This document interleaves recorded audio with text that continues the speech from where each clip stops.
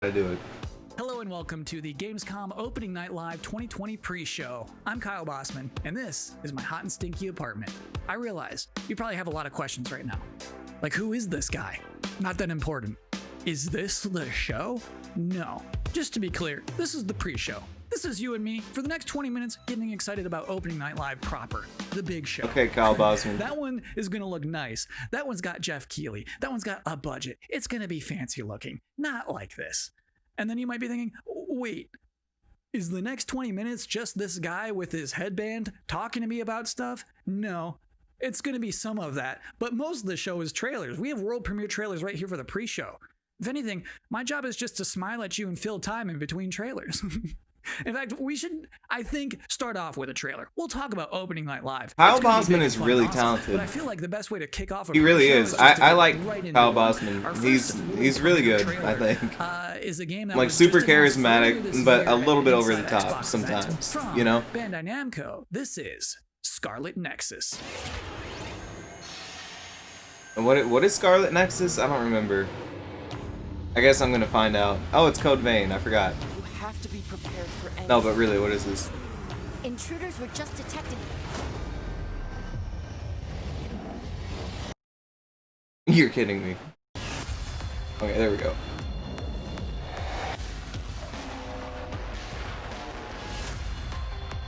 We have to work together. This could be fun. Maybe. Or the world will be destroyed. I might be totally into this, actually. This could be my cup of tea right here. Let's do this.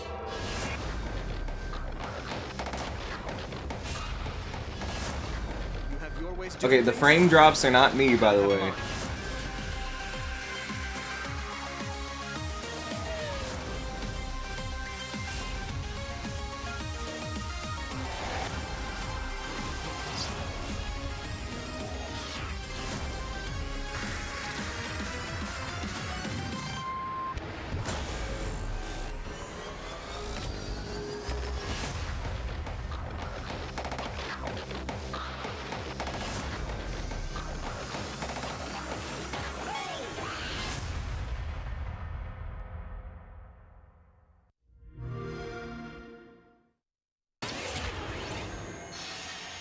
If you're just now joining us, this is the Gamescom Opening Night Live 2020 pre-show. That was a trailer for a video game and not an anime, and I'm Kyle Bossman, not important.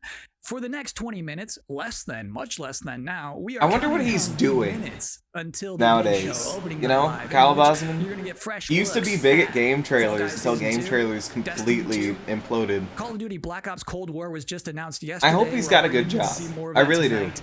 Lots of things to see. Like, this City dude, from IGN is going to be Out of giving anyone at Gamescom game awards trailers, he for was like Best the only PC person I actually Best had respect PlayStation for, you know? game, Well, Best that's not Xbox entirely game, true, as but you well know what I mean. as talking about Like, some he was- brand new shows he was a from big deal. IGN that they are debuting this week And Scarlet at Nexus Gamescom. looks cool. Lots of On that stuff. note, In it's for overall, it is Xbox going One, to be a aka children's show. also PC, But I would in the imagine. meantime, for this pre-show, it is time now for another world premiere on our end. The game next that we're going to see is called Quantum Error. And parents, let me warn you now. It's time to put the kids to bed.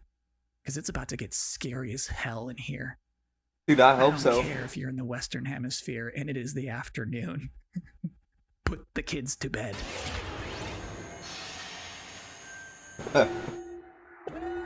I don't know why I find this dude funny. I shouldn't. His jokes aren't that good. Maybe it's just the delivery or something. This is just Doom. Finally. We did Now it's just Resident Evil 4. But spooky. that artifact you recovered. Is that the girl from Law and Order?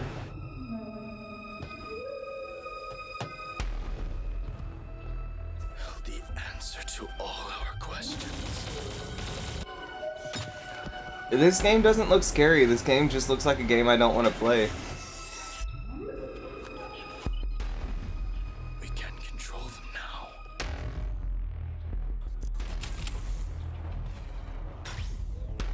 It's like somebody was saying to themselves, I really want to make a scary game.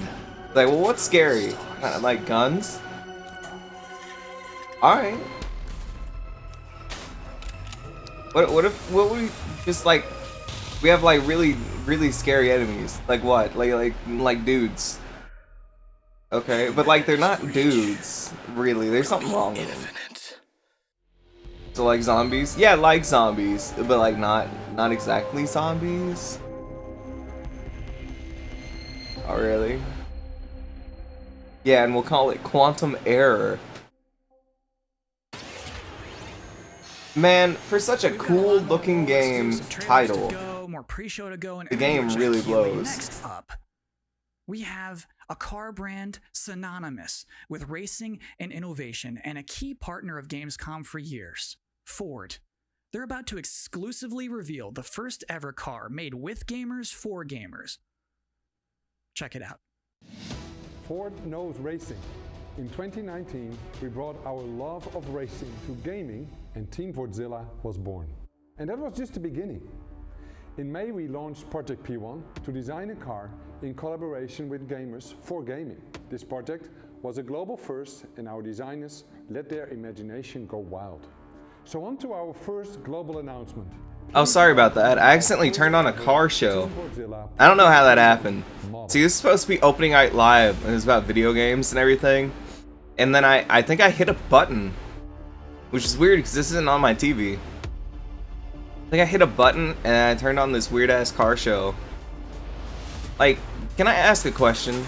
All things serious. Am I supposed to get excited for this thing? This thing I'm seeing right now? This car? I don't care if it's in a game or not in a game. I can't afford it. Am I supposed to be... like... the P1, whatever. Hey, answer me this question. Is it under 50 grand? If it's under 50 grand, I'll save up. I'll get it. If it's not, If I didn't have then I'm not games, getting it, I I guess. I would just be That's the writing reason, more. right? Video games and writing are absolutely my two favorite passions, and I just managed to combine them into a job. So I feel like, honestly, I probably would have finished a couple of books. If there was no game, what else would I do? I mean, I like tech. Why are these people so quiet? Maybe it's just my speakers that are so quiet. The technology, and so if I can't play things, if I wasn't into gaming, yeah, it'll be a lot of TV watching. If there's out there a universe where I'm not a gamer, then I probably would start to game.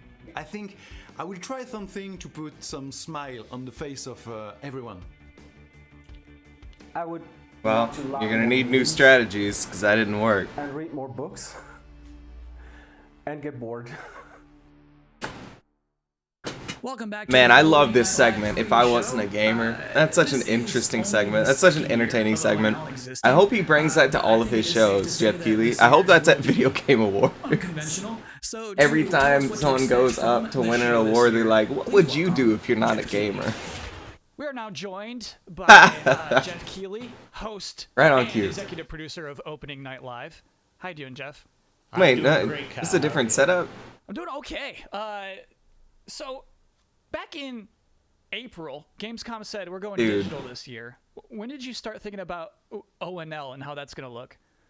Well, we knew last year we were going to do another O&L this year because it was a big success. But yeah, we had no idea what format it was going to take. Normally we are in Cologne.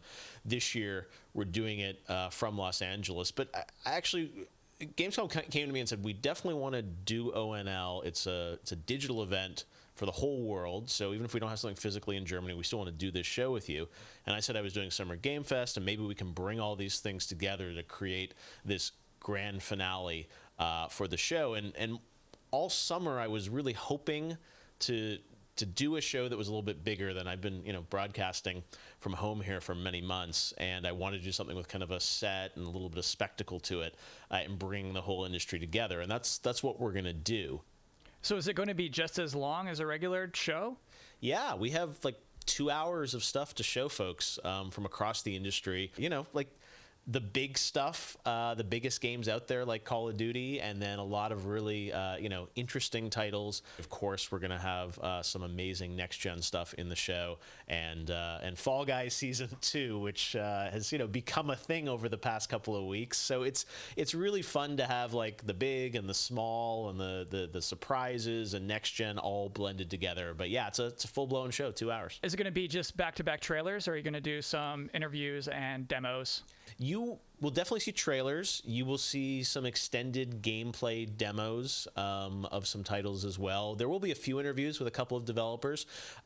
We've got some special guests. And one thing I will say kind of right out of the gate is that this is not sort of wall-to-wall shock and awe announcements of new games similar to last year at Gamescom. We have some really big updates on games that fans are excited about and meaningful, but the kind of big surprise announcements, we have a few things in the show, and we have lots of great things planned for the Game Awards. But similar to last year, this is really a showcase of like big holiday games coming next year that about. So I would tell people to set their expectations to be really meaningful updates on existing games versus blowing you away with surprise shock announcements.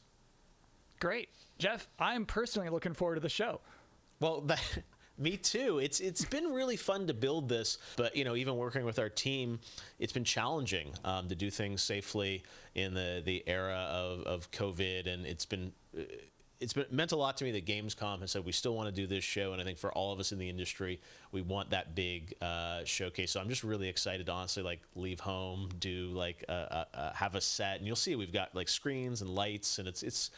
If we do it right, we're going to hopefully create that magic moment that we haven't felt this summer, right? And a lot of the events this summer have been pre-taped, and they've been great and lots of cool game info, but I really wanted to do something live with a lot of energy to it. So so something tonight has already been pre-taped, Jeff. Very cool. Good luck with everything. Because either Kyle Bosman right now is not live, or a second ago he wasn't live. So just so we're all on the same page about what just happened, that was basically an interview with my boss using questions that I mostly already know the answers to. So considering all that, I think that went pretty well.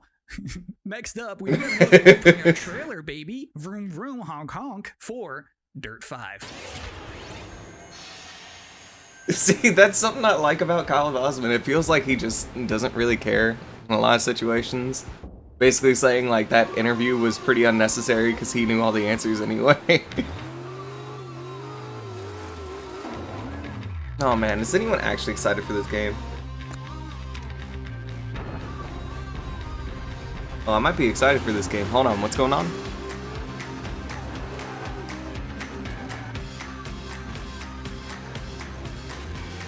This is, I mean, I'm seeing the word dirt everywhere. But Dirt's like a racing sim, so I don't know how excited I am. But I've always loved racing games that let me make my own plays. I will reiterate that the frame drops are not on me.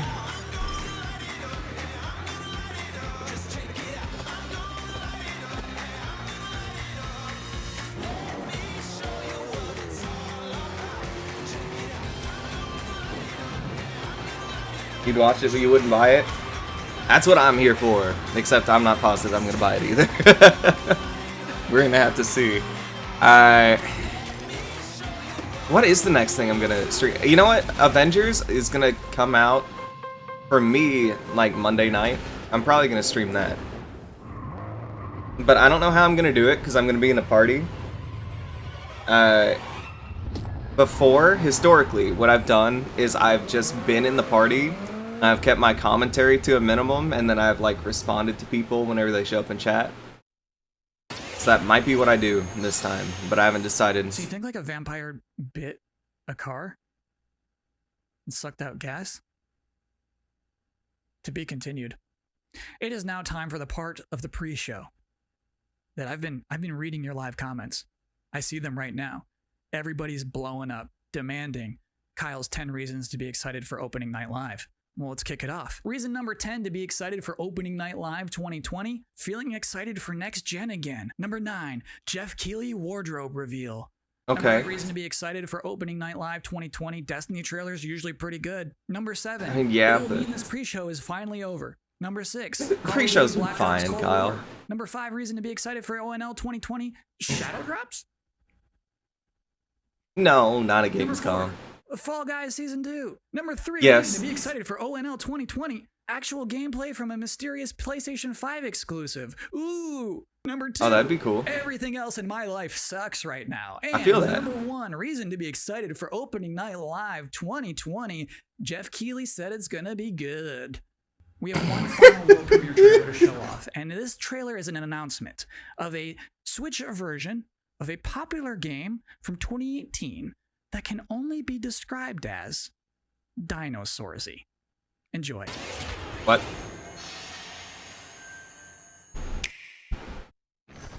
Switch? You think that things are going to turn That's a name I haven't heard in a very long time. Well, the ones before you did too. Doesn't really count because it's just a dumbass Jurassic Park game.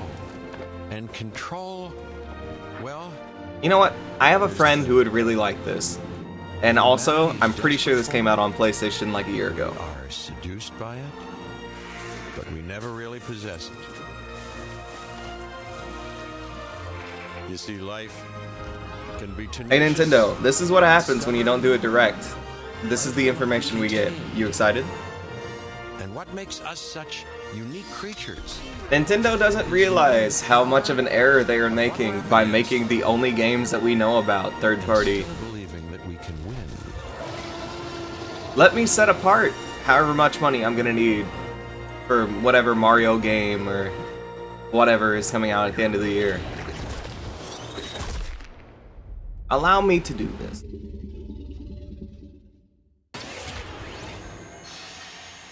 That's it. That's all we have for you in this very pre-show. Please be excited for the actual Opening Night Live, in which you'll see some Destiny 2, you'll see Fall Guys Season 2, you'll see Black Ops Cold War, that mysterious PlayStation 5 demo, some things we've probably never heard of before. I think it's going to be a very good show. I'm personally excited about it. Me. I should thank you, actually. That for thing at putting the bottom more said it time was on Ratchet for and the last Clank? 20 minutes. It is appreciated. It's interesting. But seriously, enjoy the show. I think we've seen a little bit of gameplay, but to see more would be cool. So what's the plan? It's time to take control of our world. When we feel out of place, disconnected, and divided, there are always repercussions. do we have what it takes? All right, I'm going in. To be heroes? What we're doing here could change things forever. Tonight, we bring the world together. You're with us now. We celebrate who Oh, we it did? are I didn't see it then. and what we are. I saw it a second ago, but okay. The future of gaming. Welcome to Gamescom Opening Night Live. What are we looking at? How's the show looking? Hello, everyone. I'm Jeff Oh. Keighley, and welcome to Kinda neat. Gamescom Opening Night Live 2020. Now, this year, Gamescom is, of course, a little different than normal, and I hope all of you and your Oh families my gosh, are my dogs safe are and barking healthy at at something. home. In 2020, games have comforted and connected us more than ever. And with the launch of PlayStation 5 and Xbox Series X later this year, games are only going to get better. Well, all summer, I was hopeful we could get to this very moment, a big live showcase filled with more than 35 games to kick off Gamescom 2020.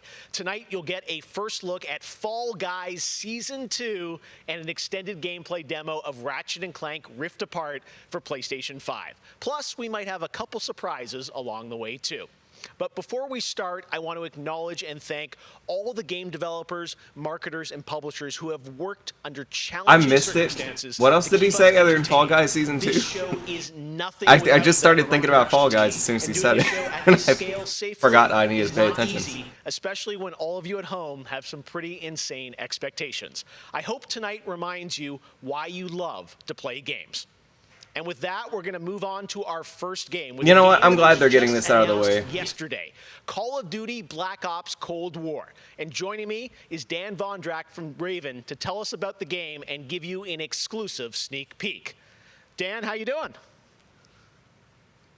Good, Jeff. Thanks for having me here. This is been a dream project Are for these us to work on. LED boards? I thought they were green screens, but we knew Black Ops Cold War looking was at gonna it be a now, great it looks sequel like to they're Black LED Ops boards 1, maybe, and we loved which would the be idea sick. of returning to the pillars built the Black Ops franchise: deniable operations, conspiracy grounded in history, and that shadowy world of paranoia. And we get to mix all those together, drop the player into the 1980s at the height of the Cold War, and it's really something that we know would feel relevant to today and also uniquely Black Ops. Well, you start playing with Black Ops, everyone wants to know characters. We saw yesterday in the reveal trailers, some familiar faces. So, Woods, Mason, break it down. How does this fit into the Black Ops canon? You said it's a direct sequel, so are we going to see a lot of familiar faces? Yeah, part of the fun in making this game was bringing back the iconic characters like Woods and Hudson and Mason and seeing how all those personalities mix with some of the new characters. So the campaign takes place in 1981, and we love that we've been able to have so many connections to the original Black Ops and really be that direct sequel to the game. Now, one thing that I'm really excited about this is you're pushing the storytelling in kind of a new direction with some branches and some options about how you play through the campaign. Can you maybe walk us through your thinking there? Yeah, one of the driving forces from early in development was to say, let's take this Black Ops thrill ride and infuse it with some player choice and some player freedom. Anything we can do to give the player a little more ownership over their experience. So that starts with allowing the player to create their own character for the Cold War campaign. They can name them and pick a military background and really pretend they are that Black Ops soldier that they want to be. From there, we wanted to take some of our missions and infuse optional objectives, multiple paths, and some player choice moments inside some of those missions. And it was fun to find that balance between the hard-driving Call of Duty action and these more non-linear experiences inside some of the missions. So with choice comes the player wanting to feel that impact. So some of those choices earlier in the game and some towards the end will actually shape the ending of the narrative of the campaign. All right, so multiple endings to this game. Yeah, absolutely. That was one of the big things for us. That's kind of neat. We love that Black Ops has always been willing to take risks, and we all know they did some of this in Black Ops 2. And with our story and with these features, we loved paying homage to those early Black Ops games. Oh, yeah, I remember the numbers. All right. Well, Dan, we are excited to see more of it. I know multiplayer reveal is coming in September, but since you got a switch there, maybe you could flip the switch on something exclusive for us, right? What are you going to show us? Yeah, absolutely. This is really exciting because this will be the first time we've shown this outside the walls of the development studio. This is a scene from earlier in the game, and it's a critical point that really shows the narrative of the world and shows this threat that our heroes are going to be battling. So let's take a look.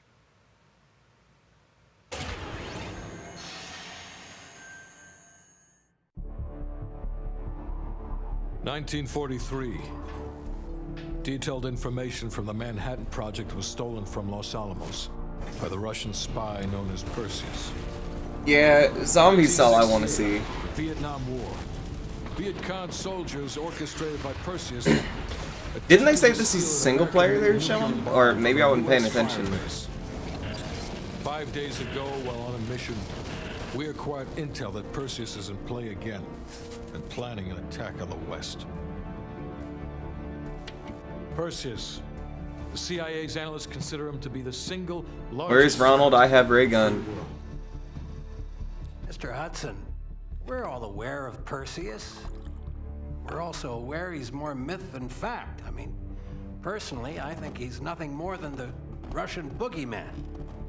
General Haig, allow me to introduce the man best suited to respond to that. CIA clandestine special officer Russell Adler.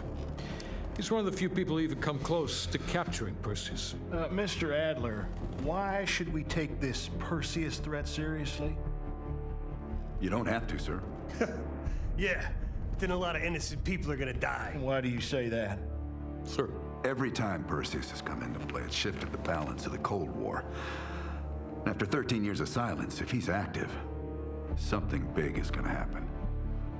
Something that will affect the free world.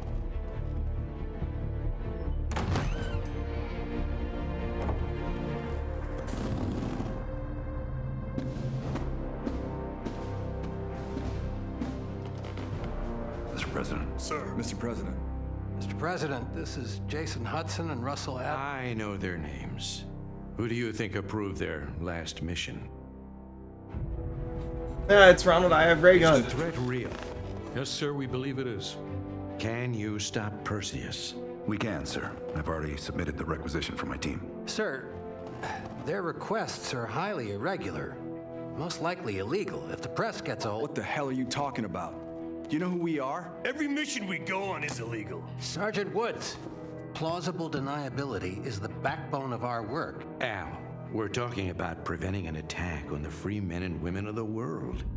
Give Mr. Adler whatever he wants. Gentlemen, you've been given an important task. Protecting our very way of life from a great evil. There is no higher duty. There is no higher honor. And while few people will know of your struggles, rest assured. Oh my gosh. The free world will benefit. I know you won't fail us.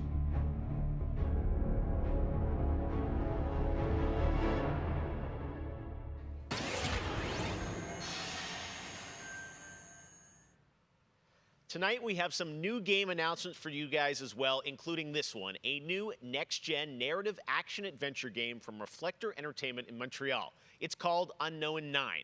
The game tells the story of Haruna, a woman raised on the streets of India and haunted by visions of her own death. Haruna struggles to understand her mysterious innate abilities to manipulate the unseen. Okay. Check out this first look. What's this about?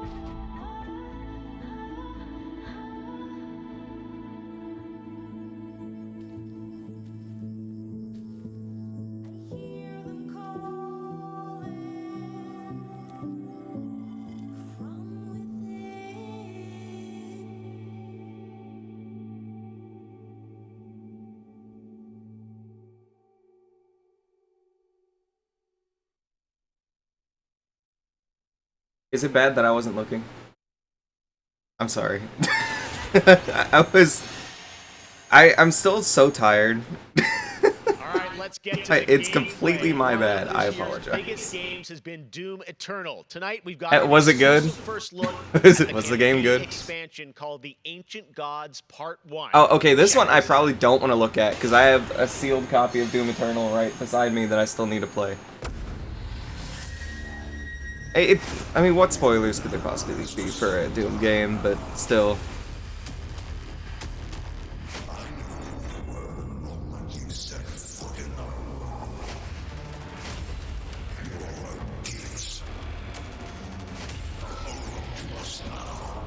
Look neat.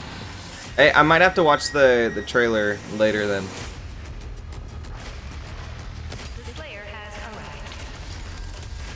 Isabel, dude, that would be amazing. They won't, but that would be amazing.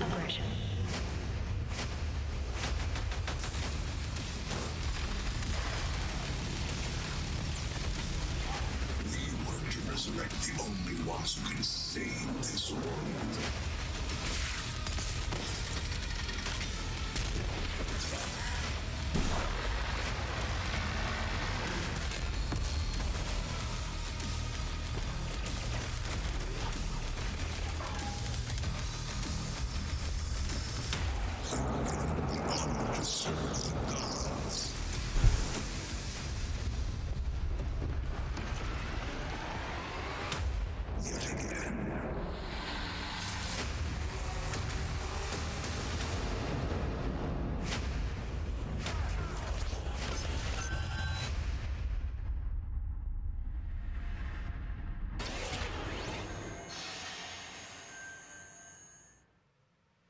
2020 marks the 25th anniversary of a legendary game studio, BioWare. Tonight, Casey Hudson and the team wanted to give everyone around the world a little taste of what's next. Casey, over to you. Hey Jeff, it's great to see you again. You know, 6 years ago, we were on the stage with you at the 2014 Game Awards, accepting the Game of the Year for Dragon Age Inquisition. And since then, we've been imagining new ways to use next-generation technology to bring the world and characters of Dragon Age to life. We're still in early production, but we thought it was time to give you the very first look at how BioWare's passionate team of developers are crafting this very special game.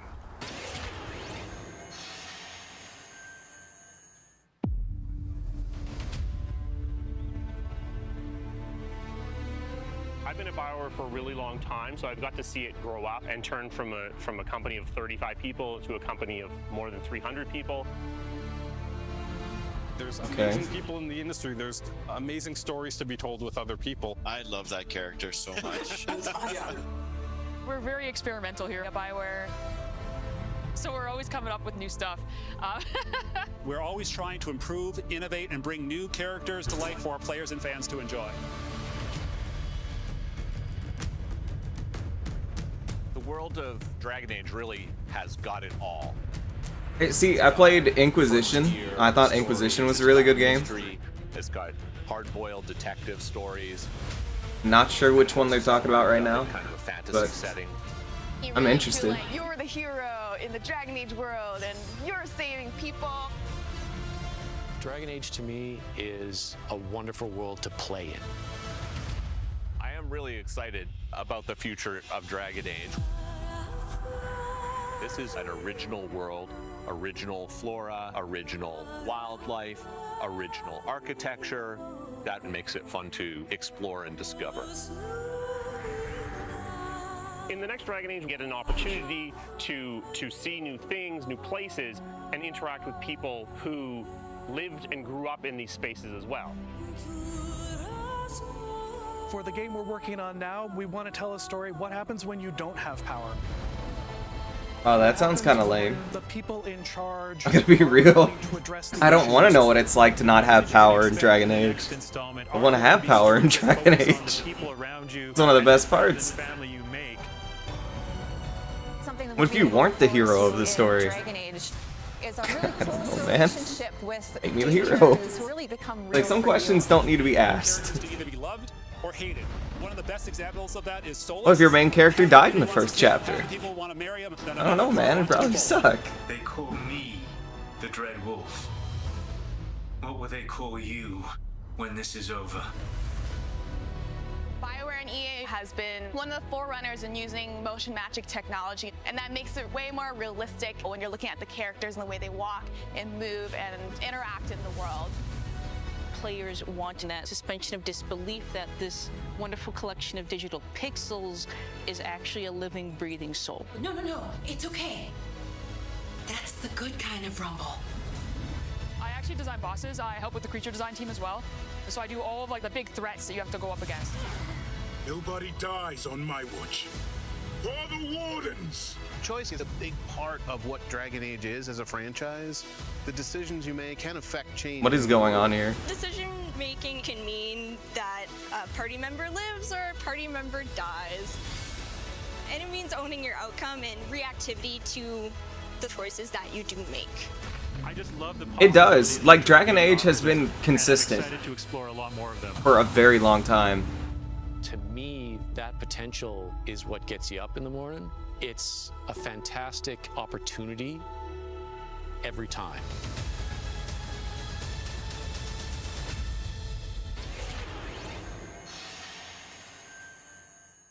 Next up, it's time for something special. Hurricane Watch? That would be pretty topical right now, I guess. Don't know why it's here. Great Scott! I think there's serious miscalculation. Why? Well, wait, you're, what's his name? Back to the Future. I'm Emmanuel Brown, doctor of physics, not of medicine, and certainly not that. It's Doc Brown. Yeah, we know who you are, but what are you doing here? I did come back from the future to this precise moment on August 27th, 2020, because it's imperative we launch Surgeon Simulator 2 right now. And what exactly do you have to do with Surgeon Simulator? Yeah, he's the doctor from Back to the Future. Sorry, I'm just thinking, we've had Muppets, we've had Alf, now we've got Doc Brown. What's going on here? We're... Now, 7 years later, we've digitized the experience. Why do we have Doc Brown? It's not a bad cameo, don't get me wrong. It's a really neat cameo. Why is he here? And it's available as of... Wait, what goes through Jeff Keighley's mind? This very moment. Tonight, I want a world premiere, a few examples of some of the incredibly successful test subjects who have already completed the course. So you're saying a world premiere will save our future? Only time will tell. And speaking of time, I'm off to another world premiere, Avengers 26, The Return of the Son of Thanos, opening 2077. And with that, I leave the fate of the human race in your hands. Just make sure you play. It doesn't feel right. Now. Return of Thanos happens in 2052. I don't think he's legit from the future.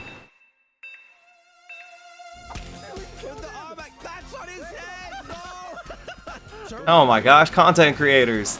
Where does this part go? Wait, there, we got it. He looks good as Guys.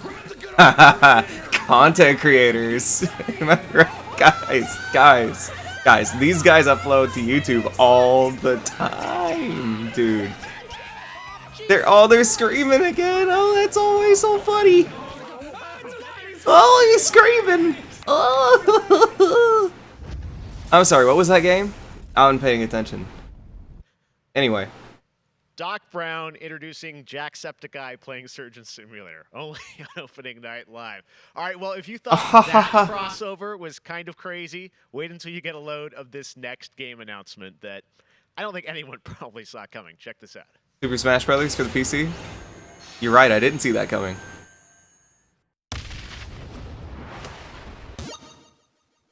Nope. No, what? No, what are you doing?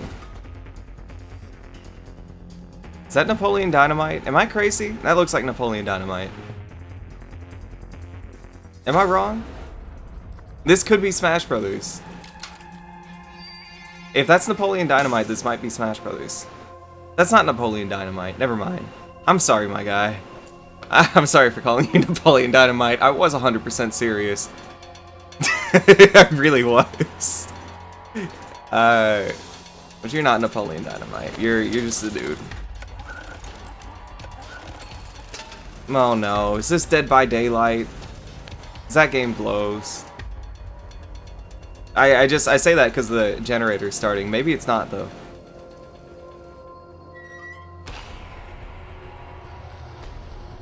No, but it might. No, there aren't zombies in Dead by Daylight.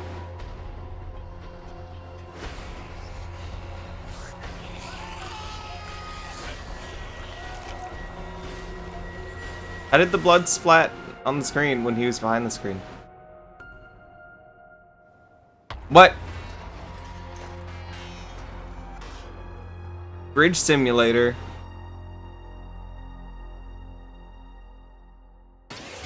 I'm gonna need a big explanation as to who the target market is for this. Gamescom 2020. Over the next 3 days, there are more streams from IGN and Webedia with in-depth looks at games, a digital cosplay contest, and some special. Hold on a second. Why does it sound like he's ending? The portal for all things Gamescom this year is Gamescom Now, which you can check out at gamescom.global. Now, one game you'll hear more about later on IGN's post-show is this one, a return of never mind. classic characters that I love. Check this out. Yeah, he said he was going to show Ratchet and Clank, so until that happens, the show goes on. In a world gone strange,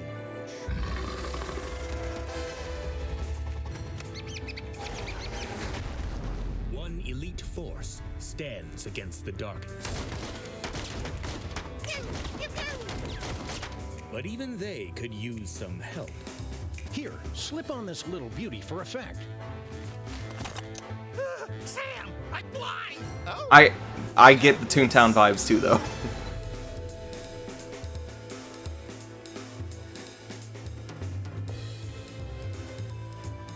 Sam and Max, though, that's a series I have never really had on my radar, but I feel like it's been a while. Return of Sam and Max. Yes. All right. And now it's time to say hello to my wonderful co-host for ONL from IGN. Please say hello. How long has this show been live and you're just now getting a co-host? Hey Jeff, what's up everyone? I'm Sydney Goodman and I am thrilled to be here. Gamescom is always such a fun event, and throughout the show tonight, I'll be telling you about all the different ways that IGN is involved in this year's festivities.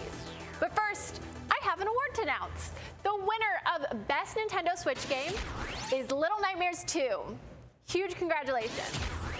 Like I said, what? IGN is going to be here for all of Gamescom with great shows. But out of what? Studio, where you can find me and my co-hosts. Best Nintendo Switch Game out of what? Content, interviews, dev talks, and more. Plus, we have Gamescom Awesome Indies, the show with and for what could the options have possibly been? Saturday, August 29th at 7 p.m. Little Nightmares 2 could be a good game. Don't get me wrong, dude. Don't get me wrong. It could be really cool. But Best Nintendo Switch Game? You talking? It can't be ever. Awesome. I know it can't be ever. Sid, we are so excited to see what's in the Gamescom. Little Nightmares 1 looked really, really good. I never played it, but it looked really good. All right, well, on to our next game. In the next World of Warcraft, But I gotta know what the options were. Mortal world of Azeroth to a place where no living soul has set foot before. The Shadowlands, the afterlife of an entire Warcraft universe. The infinite realms of the Shadowlands are watched over by different factions, known as covenants, each holding dominion over a different aspect of the afterlife. And depending on how someone lived their mortal life, they may end up as part of one of these covenants when they cross over into the Shadowlands. Today, we're excited to give you a closer look at the noble and pure Kyrian Covenant from the realm of Bastion, who are charged with carrying the souls World of Warcraft the dead needs to end. into the beyond. So sit back. Make World of and get ready Warcraft for the 2. world premiere of It's just Bastion, lazy at this point. the first in Blizzard Entertainment's new 4-part series of animated Like, I get shorts. World of Warcraft fans would probably argue with me and say, no, why would they make a new game? Why would they make us buy it again? It's like, dude, they're making you buy it again every time they come out with an expansion. You're playing the same game you were playing a decade ago. It just has, like, added stuff. Like, they could charge you again for a brand new game, and it would be about the same price you're paying for an expansion. But they just don't want to. They're making money because people continue to subscribe to WoW because they put too much time into it to stop now. They know they've got people by the balls. Save my soul. Was Warcraft? Warcraft was a RPG series. Not RPG. That would be cool. It was an RTS series, which is less cool. Back in the day. I think it got up to like 3. And then it had a couple expansions for 3, I think. And then they released World of Warcraft, which is this, I think. I think this is for World of Warcraft. And then, And for that, that's an MMO, obviously. It's like the MMO, right? shed your mortal But burdens. it should have been gone a long time ago. Very long time ago. Souls of the dead unto the Shadowlands. I serve the light, and my work is not done. There is an evil that must be... There is no evil here. The darkness was sealed within the maw long ago. You're wrong.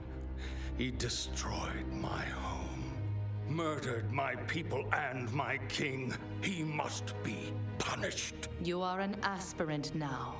You must accept your new purpose and purge yourself of this desire for vengeance. What I desire is justice. Devos, why are you training this soul? It is beneath your station as a paragon. He cannot let go.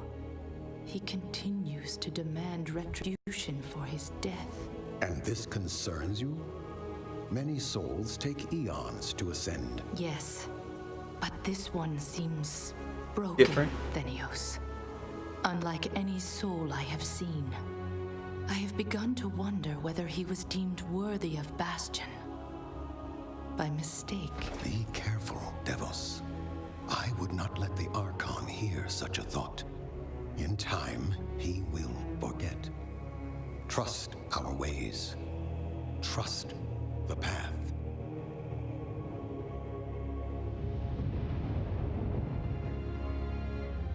Devos.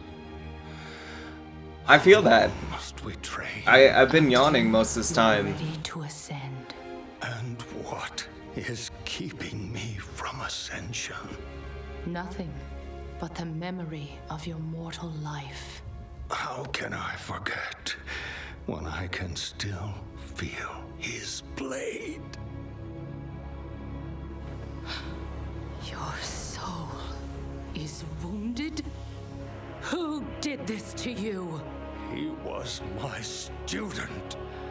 He betrayed us all. Show me.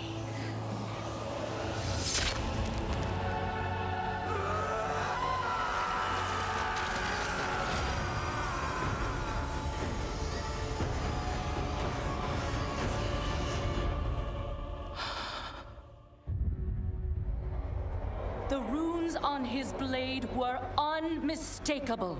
This dark agent runs free on a mortal world with the power of the Maw itself in hand. Our realm is imperiled. Impossible. The Maw is inescapable. You must return to the path. If he had purged his life, we never would have known of this calamity. The path is flawed. Enough! The order of the Shadowlands depends on the execution of our eternal charge. Oh my gosh. Who cares, dude? It's World of Warcraft. It's not gonna have any story. You're gonna go and you're gonna accept a quest and you're gonna do whatever the quest tells you to do, and then you're gonna do a raid or something. And what? No one cares about the story of World of Warcraft? Nobody.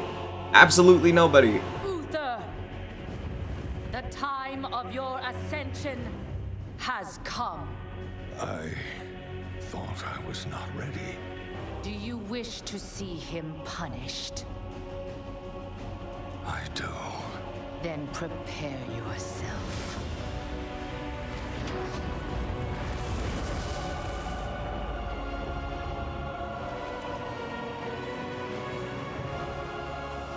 The moment he falls, we will claim him.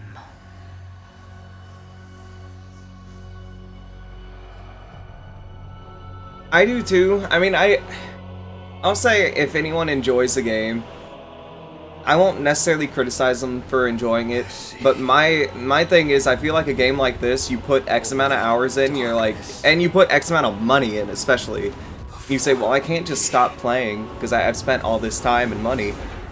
Like, that's how I was with League of Legends for a while. It's like, I've done all of this, I hit max level a long time ago, you know, I've played this for years, and like, I bought RP, and I didn't spend a whole bunch of money on League. I'd say it had to have been less than $100 of all time on League, which isn't too bad, all things considered, for how long I played it. But I was like, I can't, like, I bought these skins, like, what am I gonna use? Like, these skins are worth, I'm like, you know what? League of Legends blows. I'm done. Your vengeance. Not vengeance. But World of Warcraft's another beast. People have, like, lived their lives in this game. It's honestly, like, terrifying to think of some of these people who, if World of Warcraft were to ever be canceled, would probably, like, literally die. And it's scary. Didn't Shadowlands get announced, like, years ago, by the way? I would have sworn it did. I could be wrong. All right, hope you guys enjoyed that exclusive look at Bastion. Now, we know many of you can't wait to experience Shadowlands, and our friends at Blizzard want you to know the wait is almost Just woke up. Did you miss? You know what? I'd be able to answer you that question if I feel like I wasn't just waking up. Now, that was WoW Shadowlands. They showed something interesting, didn't they? Right? I think they did. They talked about the new Dragon Age a little bit, and that looks like it'll be good. Scarlet Nexus looks good. Doom I purposely didn't pay attention to because I still haven't played Doom 2 yet. You know, or Doom Eternal. I haven't played it yet.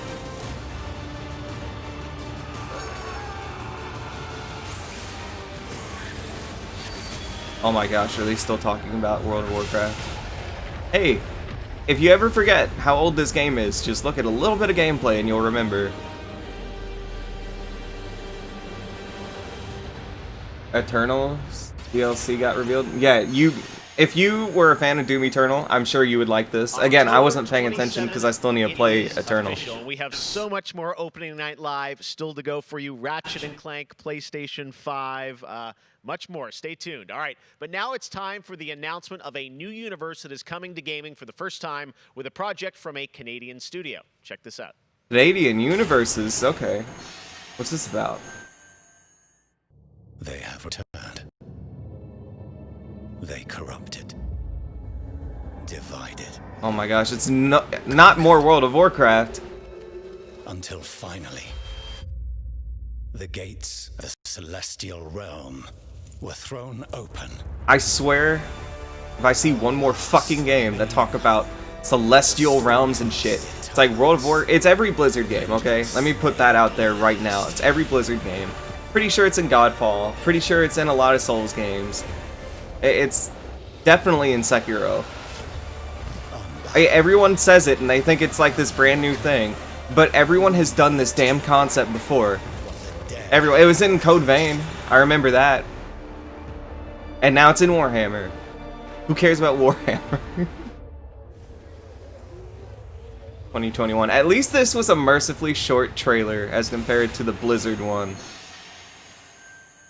Or the World of Warcraft specifically. Now you guys may remember back. Okay, in June, here's a I had game. some Here's a good massive game. fun with my buddy Crash Bandicoot announcing Crash 4 It's About Time. And with the game coming in October, Crash of course had to come back for opening night live. So let's bring him out, everybody. Crash Bandicoot. What? What? He's where?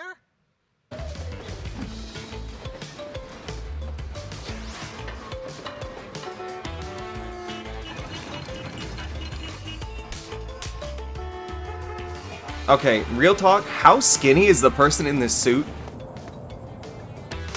Look at this. Maybe it's just the weird proportions, but holy shit, dude.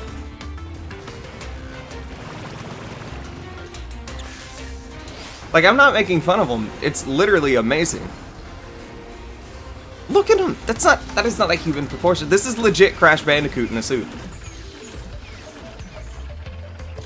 It has to be like a really big suit or something. Like it just has to be huge or something. Poor Crash apparently didn't get the memo. Fuck that, I guess. Just cut it off. But what we just saw, I'm joined by Lou Studdert from Toys for Bob. Lou, what did we see there with Crash and the Gamescom bot? Cut it right off. But No, what he was that was so hinting at funny to me. was kind of our review Okay. of what we call flashback tapes, which are a brand new style of level that we are announcing here today. Okay, so how do these flashback levels kind of play into the overall Crash 4 narrative? Yeah, so the way that the flashback tape levels work is that they are kind of a peek back in time. This desync is really bugging me. Cortex was actually testing on Crash and Coco before the events of Crash Bandicoot 1. And they're kind of these devious puzzle rooms that we've made, and they're Did it catch up? really hard, and they're really awesome, and they're super creative, and we can't wait to get people's hands on them. Yeah, no, I got to play a demo of this a few weeks ago, and that was a challenge. So I think the imagine, desync's over. How nefarious these are. How are they going to be sort of integrated into the game? Are they optional, like offshoot stuff? Yeah, for real. How do you get to them? Sure. So players actually have. I'm curious about Little Nightmares 2, and I definitely am curious about Fall Guys. That they can pick up. Let me plug this To back. actually pick them up, they have to reach them in the level Okay. without dying. It's kind of our homage to the death routes from the original trilogy. So players have to reach these objects in the level, pick them up. I am in the exact same boat, Ouija. I've never played Crash Bandicoot, Beyond the pure but challenge, if this game looks good enough, and I'm not playing anything when it's about to come out, I'll probably get the Insane trilogy or whatever it's called, and then play through that. And then if I enjoyed that, I'll get 4. To really express that pure platforming kind of aspect of gameplay that we know. And then about the franchise. I might end up getting it when he probably comes to Smash Brothers too. Kind of a unique perspective. Like honestly, this is the moment I could easily have seen the planned reveals for E3 being Crash Bandicoot and Geno. Because Crash was originally created by Cortex, and so this is a weird. Like, there's a lot of evidence in support of Geno, but Crash Bandicoot, like, when else are you gonna reveal him? E3 would have been perfect. Phenomenal, Lou. We cannot wait to check it out in October. Thanks for joining us. Yeah, thanks for having me. Awesome. All right, well, we will be right back after this for more Gamescom Opening Night Live.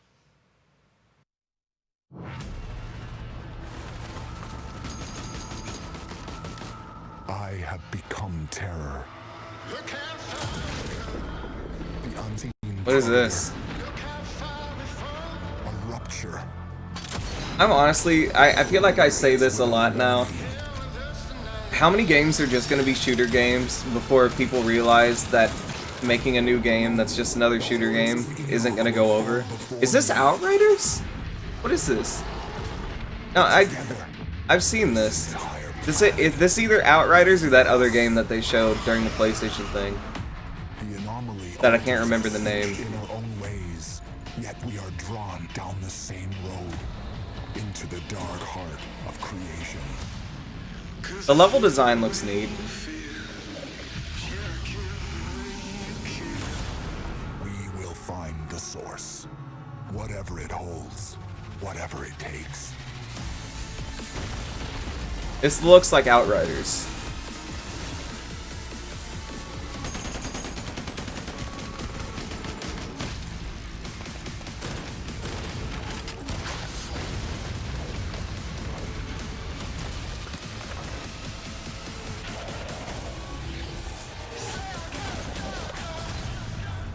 Yep. So this is going to be a PS5 game. For that reason, I am interested in the most dictionary sense of interested. Like, I have interest in it, but I'm not, like, excited. Oh, Hyperscape. No one cares about Hyperscape, dude.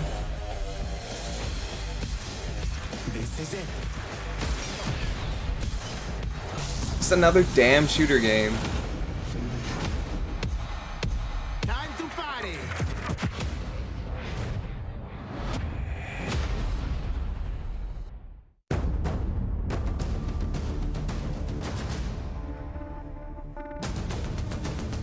Now that's a game. Right here. Captain Tsubasa. Let's fucking go. I will become a champion. With kicks like that, definitely becoming a champion. Available tomorrow. Hold on a second. Let me get you up to speed. Has this completely gone under my radar somehow? A sprawl of humanity suffering away like ants, deep underground where we ain't causing trouble for the rich boys and girls, no matter how loud we are. And do we ever make some noise? Every Orlok says they could shoot the tail off. I'm looking forward. I'll see some Tsubasa gameplay tomorrow. I don't want to say immortal. I might end up getting it. Like, all jokes aside, it looks like a good game. Maybe.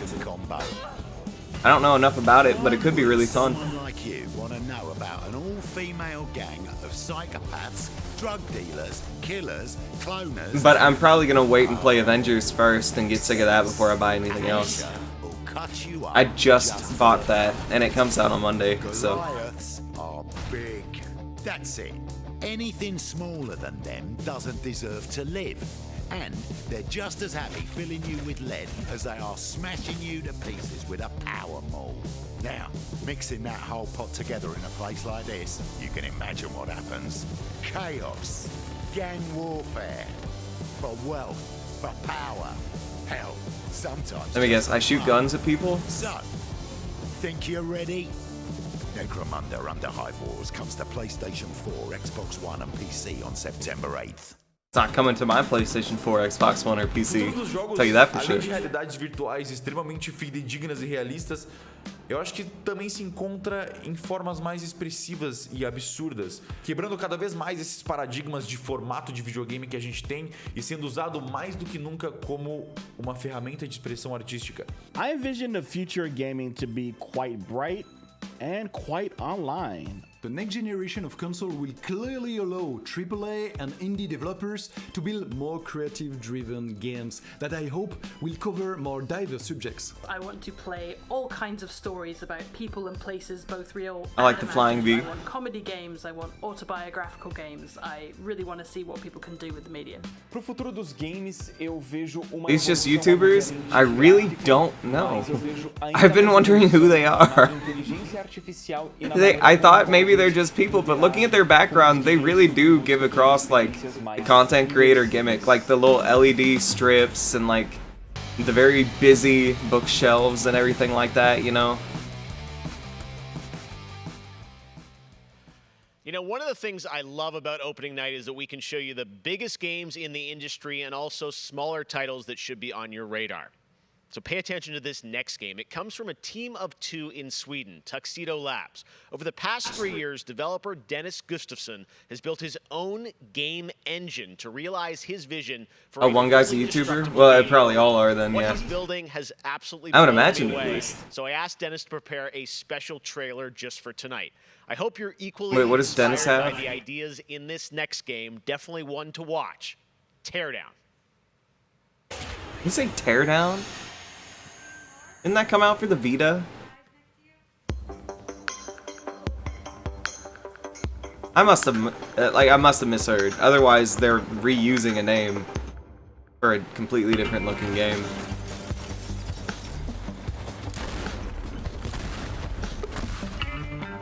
I like the gimmick. This honestly could be really fun.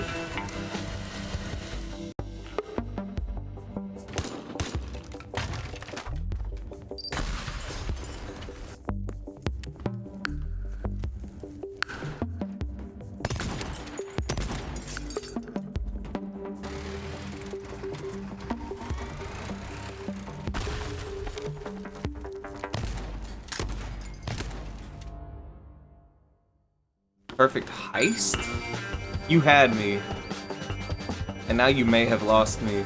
Because I just wanted an open world, like, experience that I could play with friends.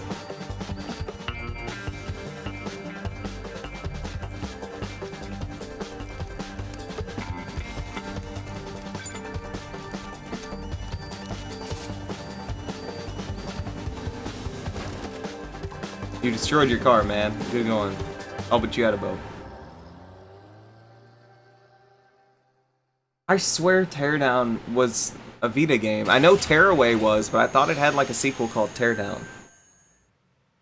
Last year at Opening Night Live, we announced Little Nightmares 2 to the world. Well, the team at Tarsier Studios hasn't shown anything since, but that changed right now.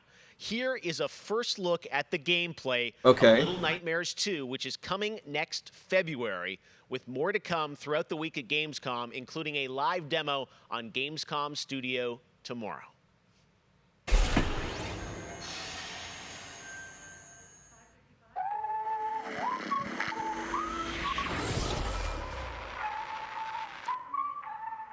Nice. All right, thank you.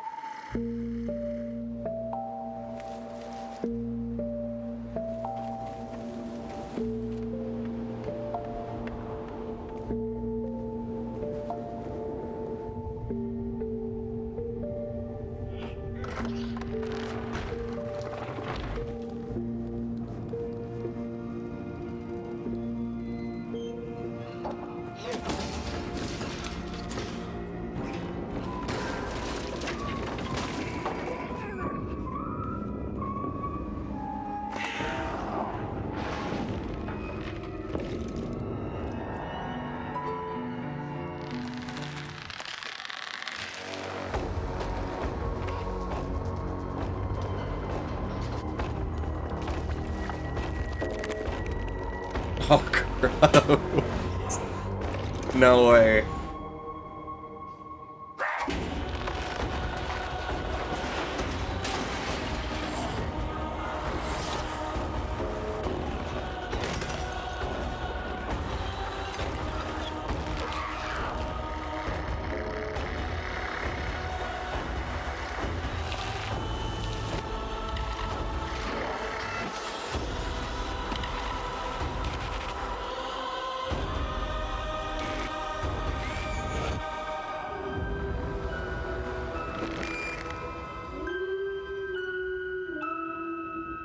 Man.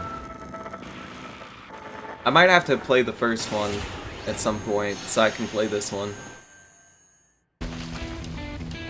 No, boo! WWE Hall of Famer Jerry Boo, get off my screen! with my old buddy Mauro Ranallo to bring you all the No one cares about WWE Battlegrounds. Hey, just close your eyes and remember that last Little Nightmares 2 trailer.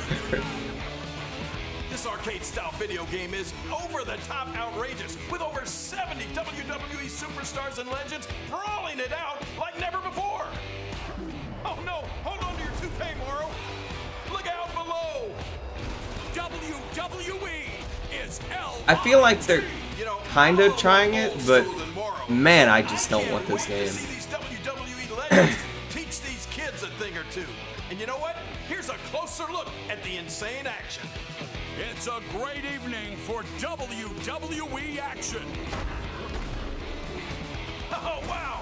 Take that, Mauro. Man, it's so good to see the Bella Twins at their best. Now, 2K doesn't know how to make a good game.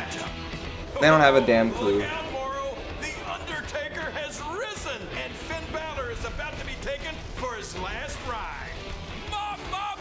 Yeah, let's see Finn Balor jobbed out. Yeah, that's how to get the marks. How do you lose like that? What's the matter with you legends? This is just an example of the pandemonium that you're going to experience when you head to the battlegrounds. Whew, that's a big toy hammer. Oh, I can't believe my eyes. Seth Rollins delivers the stomp. What a night. What a night. This is the greatest thing I've ever seen. Pre-order WWE 2K Battlegrounds today and brawl without limits. Mamma mia! Oh, sorry, Mauro. I know that's your line. Oh my gosh, it's over. It can't hurt any of us anymore. So let's get right down to it. The winner of Best Action Adventure Game Brawl is Without Limits. Watch Dogs Legion. I feel like I would be pretty limited, I'll be real. What do you say? Watch Dogs Legion. #1 game to either never come out or not live up to expectations. I'm the perfect shot. The winner of Best Action Game is Star Wars Squadrons. Squadrons could be fun in a I forgot existed kind of way. This is gonna be close. But like, I was shitting on it, and then they did the gameplay reveal, and there was something about it that I was like, okay, maybe this would be worth trying. Multiplayer game is Operation Tango. Best multiplayer game. What is this? This looks boring. What do I do? What do I do? What is the game? Explain it to me. I really want good multiplayer.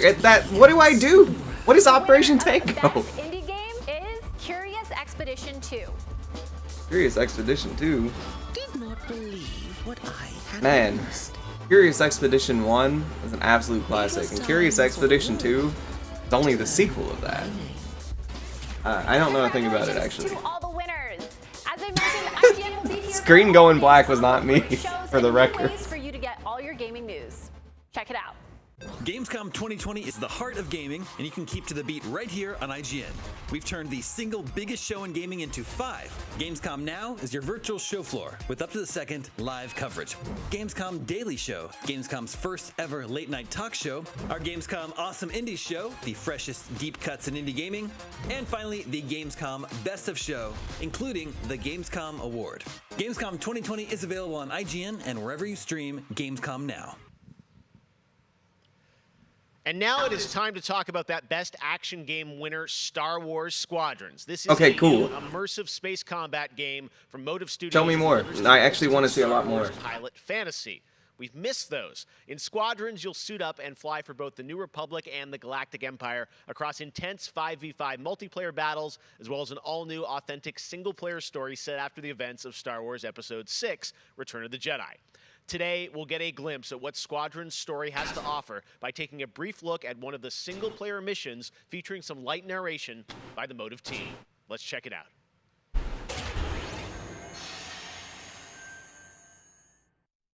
We all choose our path. Light or dark. Freedom or destruction. The Empire... Did they just destroy Earth? ...in order to spread fear and douse the What is fire this of lore? rebellion. But the heroic pilots of the Rebel Alliance have chosen to keep fighting, to show the Empire that we are not afraid. It was their bravery that ended Palpatine's reign and brought about our new Republic. However, the Empire lives on, shattered though it may be. As I speak, Imperial forces are edging toward the Bormia sector, hoping to end our new Republic before we find our footing. As their empire collapses, they try to tighten their grip. But the galaxy is changing, and you can be a part of it. With the help of brave and daring pilots, this war can end. Make a choice. Fly with the New Republic. Change our galaxy for the better. Hi, Okay. I'm Suzanne Hunka, narrative producer on Star Wars Squadrons. Our single-player story is one of daring pilots and deep-seated rivalries. Take Titan Squadron. Hunt down this Starhawk and eliminate it. Gladly, Admiral Sloan. Over the course of the story, you'll fly as two pilots on opposite sides of the war. And, like all modes in Star Wars Squadrons, you'll have the option to experience every mission fully immersed in VR. Wedge Antilles, Rogue Squadron. I hear you're the reason I was able to finally get a comm through. Today, we're giving you a glimpse of Wedge an early rules. Imperial mission behind enemy lines. One of our spies, Agent Thorne, has discovered vital intelligence on Project Starhawk. Your mission is to extract her from an orbital outpost above Hosnian Prime. Behind enemy lines, you'll have to eliminate perimeter defenses. The outpost is defenseless. When you've secured the area, you will escort the Gladius to the outpost, and our extraction team will acquire Agent Thorne. Once Thorne is secure, reach your Gozanti cruisers and return to the Overseer. Cover our escape and escort us to the jump point. We have Republic corvettes inbound. Move, Titan. Ladies, change course and keep Agent Thorne safe. Titan 3, take out those fighters. Understood. I'll handle it. You have my thanks, Titan Squadron. No time to celebrate. Move on. Go, go, go! Each mission will immerse you into the escalating conflict between the New Republic and a shattered empire. Debrief with your squad mates between missions. You're our new wingmate. Customize and master all 8 starfighters and join the galaxy's finest. I need you focused and ready to go. From bombing runs at the Nadiri dockyards to setting a trap in the Xavian abyss, the story of these rival squadrons will push the war to the brink and define the galaxy for years to come. This is way too cinematic. We've had a bunch of gameplay for it. Just show me more gameplay. You never played a Star Wars game? Let me see. What is the best one? Racing game, Episode 1 Racers. Crazy, and I love it. Lego Star Wars, fantastic. I think that counts. Away today at Star Wars Galaxy Edge, you can enter the world of Batuu, where you can visit. I would count it. It probably shouldn't count, but I count it. Smuggler's Cove. It was this incredible adventure at Disneyland Resort and Walt Disney World Resort that inspired The Sims' latest game pack. Check this out.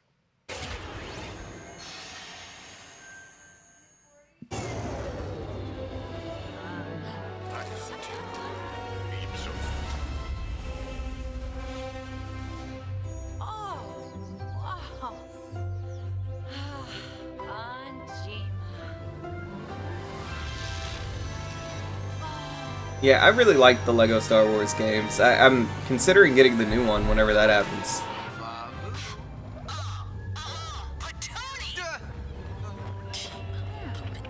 Oh, what the hell? What is this game? Some game went on sale on a wish list and I don't remember ever adding it.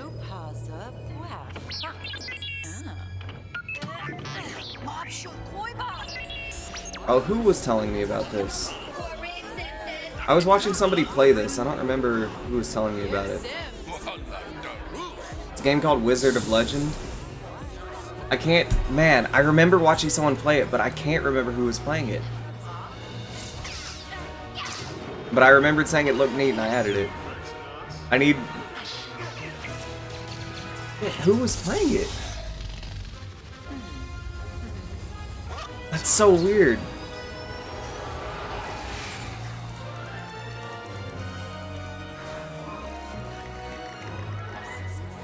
I have no idea. Because it's been a while.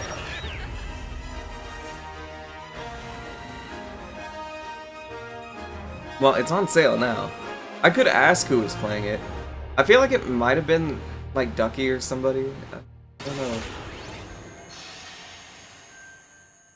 I'm trying to think of the people who are usually in DC with me. Come later in the show, Lego Star Wars: The Skywalker Saga is up, and as we move into our second hour, we've got Fall Guys Season 2 still to come. The reveal of that, which I can't. Oh, we're getting the Lego? Okay. And of course, a gameplay demo of Ratchet & Clank Rift Apart for PlayStation 5. But right now, you might remember this next game from Annapurna Interactive from last year's Microsoft E3 event. And today, I'm excited to share a new announcement from the team. This interactive thriller about a man stuck in a time loop is one of this year's most intriguing indie titles, and now they've added an absolutely all-star cast to the game. Here's a whole new look at 12 minutes. I don't remember what this game was. No, I do. It's the one that has the female lead, I think. I want you to think of a flower. Look at its contours, its curves. Now I want you to imagine it changing. Moving. No, I'm thinking of something else. Turning to its bud. Think of that bud. Unopened. Look at it as a whole. Then silently repeat these phrases. May you be free from suffering. May you be free from fear. May you know peace and joy. Daisy Ridley is in this?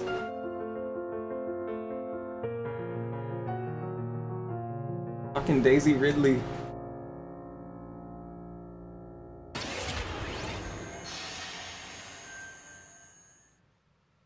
That's going to be a really special. Yeah, it's been a long time, right? Now, last year at the Game Awards, we announced Godfall. Oh, sick. Okay, here we go. Coming to PlayStation 5 and PC from Counterplay. Tonight, we've got a quick sneak peek of one of the new Valor plates with more footage coming as part of Gamescom 2020. Check this out.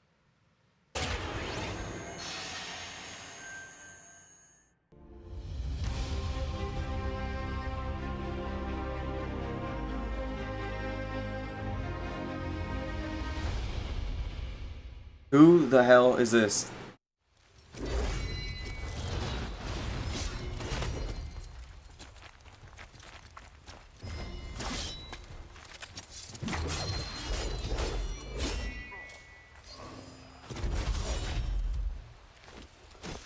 Godfall!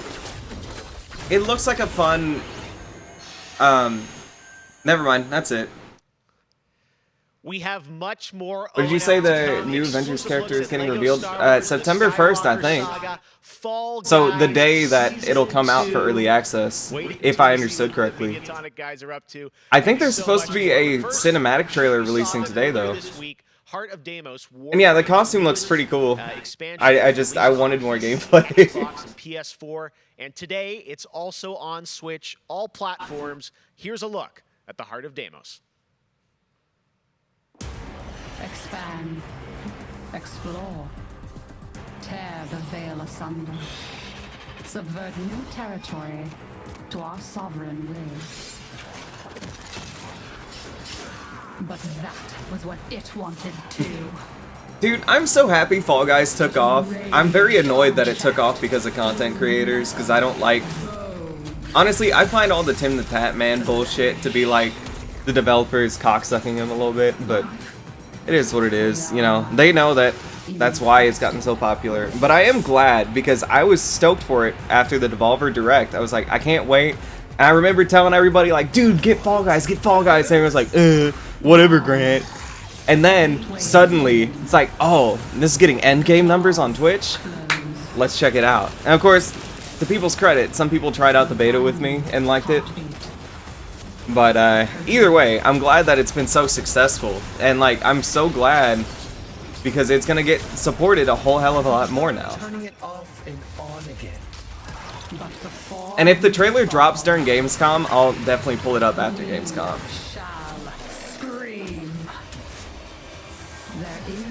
Yeah, they're smart to do it. It's just obnoxious to me, you know? It's like, it's really annoying to me. I don't blame them for it, it's just really annoying, you know? So many people have been discovering or rediscovering video games during lockdown, whether it be... Yeah, I'm glad you like it. I'm really glad you like it. I like it too. I play it every now and then now, and it's a good time. Do something together with their kids, and I think I've given out more advice about video games in 2020. You are? Hell yeah, you are. You're in the beta with me. Like anyone who got in on it before XQC, I give big credit. Not that I necessarily judge anyone who got into it later because they saw someone play it, like XQC or whoever, but you got the beta skin? I still haven't. Isn't that some bullshit right there? But yeah, anyway, actually I shouldn't log in. Maybe it's in there now. But the people I have an issue with are particularly the people who started streaming it because it's like, oh what oh this is getting stuff. The people who are like, oh Tim got millions of dollars or whatever for like his first Fall Guys win. Like, let me go for it. You know, yeah, like, hey guys, you want to see me get my first Fall Guys win? It's like, no. It's like, oh, okay. You know, and then mainly I'm annoyed at the people who like just picked up the game because they're like, oh, instant clout. I hate the people who chase games because that's what the partnered streamers are doing. Like the people who played Among Us and Fall Guys and Fortnite forever, you know, and League of Legends forever and everything like that. Yeah, the Wave Riders, absolutely. That's so annoying to me. Because it's like, I don't know. It really bugs me. I can't explain it. Like, I'm all for people trying to get successful with their streams. Like, don't get me wrong. It's just like, it comes across as ingenuine. You know, if someone's like, hey, this is the popular game right now, I'm playing it because it's a popular game, and they're forward with it, that's fine with me. But it's when people are like, yeah, Fall Guys, I've been excited since day one, motherfucker. And it's like, really? Because it came out like 3 days ago, why didn't you get it? Why were you playing Among Us at that point in time? If that was even out, I don't know. It's like, oh, psh. Anyway. Also, this trailer is really buffery. What? Hold on, what is going on? What is this game? I was talking about Clout Chasers and I didn't even realize that a cool game was being shown off. What is this? Dude! Whoa! Hold on a second, when does that game come out? What's it called? Override 2? Doing it right now. www.override2.com. All right, guys, we're back officially into hour 2. We've got an hour more of great stuff to show you. I'm getting a timeout. Beyond Light, Stasis, you're People are already flooding the site. Fall Guys Season 2 and Ratchet and Clank for PlayStation 5 and so much more across the next hour. Opening Right, 2. And it just is the start of Gamescom not Senate stuff. But right now, on September 25th, Super Mac League. Mafia Definitive Edition launches, a comprehensive, built-from-the-ground-up remake of the original Mafia. Tonight, we've got the exclusive debut of the next trailer called A Life of Reward Too Big to Ignore, which deals with Tommy's induction into the Salieri... If I can ever get it to load, Pulv, I will. I promise you. I will link it if I ever get it to load. All these guys in this room They're here because they have the only thing that matters to me. The only thing that should matter to any of us. They're showing Cold War again? What is this? They're loyal. That's right.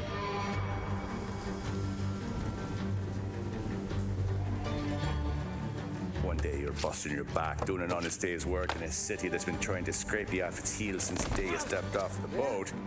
And the next you're stuffing your pockets full of Salieri's dirty money. I know they said override2.com. Teach these boys a lesson. Yeah, I'm getting LA Noire vibes also. Looks very, very similar. One of those Wall Street boys? Don't sass me, Tommy. I'm trying to teach you the ropes, so you don't get strangled by them. Now you stay straight with me. You're gonna be living the Mafia also, for obvious reasons. No, this is Mafia. What am I talking about? I wasn't paying attention, so I didn't see it, but I recognize that race. Because I played that far into Mafia. I didn't play much further. Yeah, there we go. Also, shoutouts to all the people who never played Mafia that were talking about how excited they were for the remake. Next, we're going to introduce you to a turn-based multiplayer strategy FPS from a team in Montreal, Canada. Lemnis Gate is coming in early 2021 and has a unique mechanic built around a 25-second time loop. Check this out. Oh, another time loop game? Here we go. Oh, is the site loading? Am I getting the Override 2 site, finally?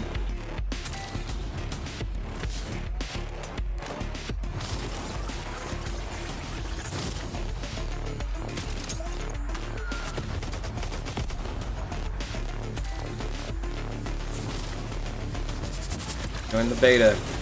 No! I loaded the page, but then when I clicked the beta thing, it didn't work because people are flooding the site.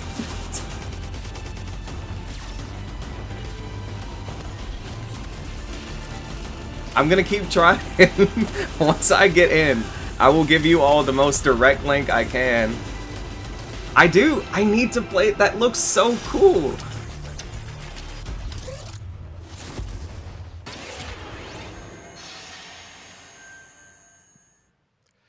Next spring, get ready to experience memorable moments and non-stop action from all 9 Star Wars films in Lego Star Wars: The Skywalker I mean, it's not Saga. Fall Guys, The but this is interesting entire too. series has been reimagined with new, fun-filled Lego humor, and now we've got your first look at the gameplay trailer.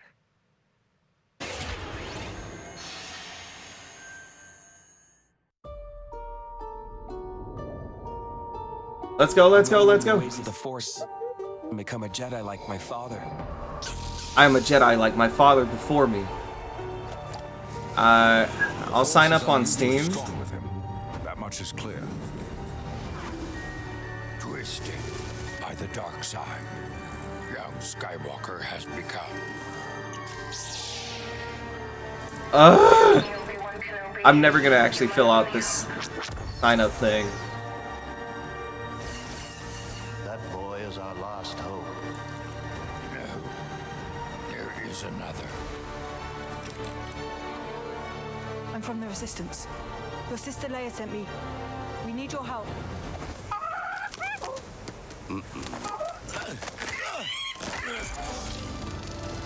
I'm never gonna get to sign up for the beta, man.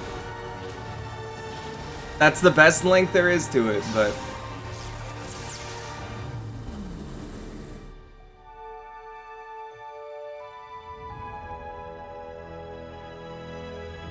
The Force will be with you, always.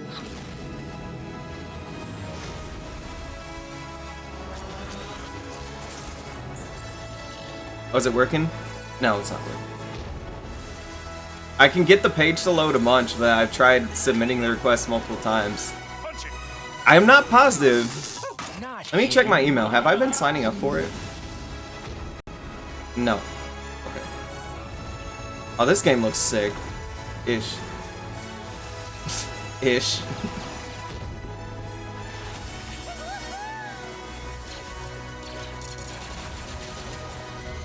The ish part is for the I am a Jedi, sequels.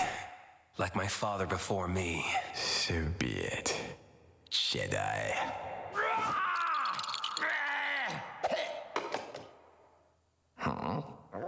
I love this series.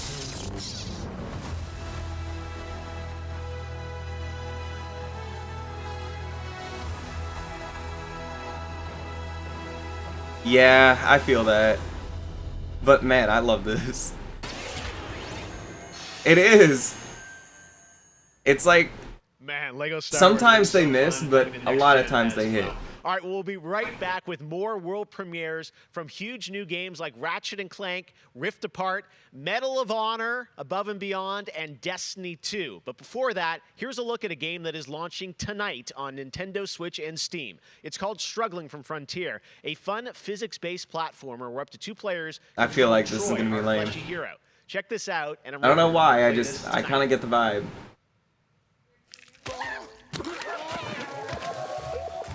Yeah.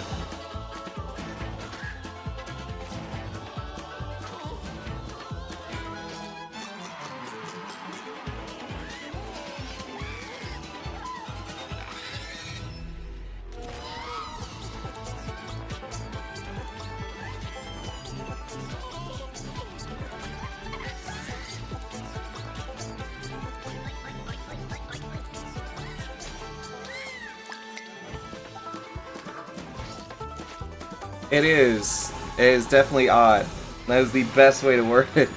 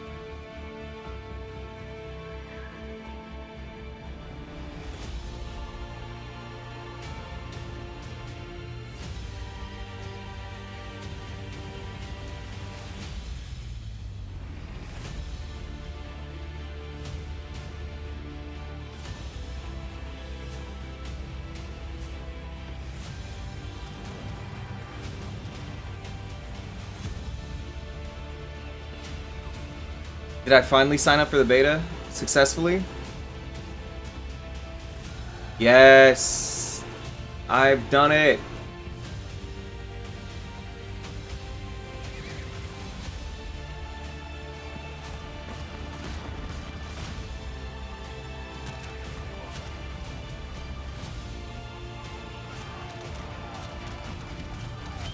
Do you drink energy when you play games? Do I drink energy drinks when I play games? No.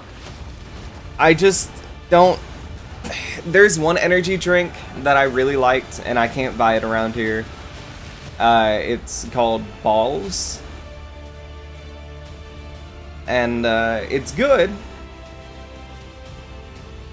But again, I can't buy it around here. Last time I saw it was like... Maybe last time I went to Nashville in some kind of weird drink store. That's a shame. And I've tried Monster and stuff, but I just wasn't a fan. Where are we? We're near Little Hope. Did you hear that? What more proof is needed that the devil walks among us in Little Hope? I had a nightmare about this game. It was nothing like the actual game.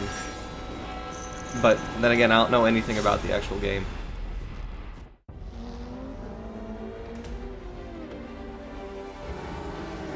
Let's see why people drink energy drinks when they're about to play games. Some people, it's the same reason why Melee players especially had an issue with Adderall for a while. It's because they're fucking tryhards. They feel like they need to medicate to be good at the game. And honestly, they probably do, because they're a bunch of fucking tryhards. They probably aren't actually good. But for other people, it's like the idea of like, I want to stay awake. I gotta say, the game But they given the most really hours should just like sleep if they're tired, you know? Odyssey. Not to say since Origins came out. It's the truth. I don't know if you heard about this. This was like the old Smash Brothers controversy before things got considerably worse. But so many people were not so many, but a lot of people were found to be taking Adderall to give themselves an advantage, and it's like, it's a game, guys. It's not even a game people take seriously in this day and age. You're taking drugs to get an advantage, and you're not even winning the tournaments. You ever think that maybe it's not worth the effort? I don't know. Like my house, my island is still a complete 10. Up next, we have the award for Best Microsoft Xbox Game. And the winner is Tell Me Why. Congratulations to Don't Nod Entertainment. Well, after a big day of Gamescom events and announcements, you'll be happy to know that IGN is going to help you digest all that info with Gamescom Daily Show, where you can get all the daily highlights and a late night show experience from gamers for gamers. Back to you, Jeff.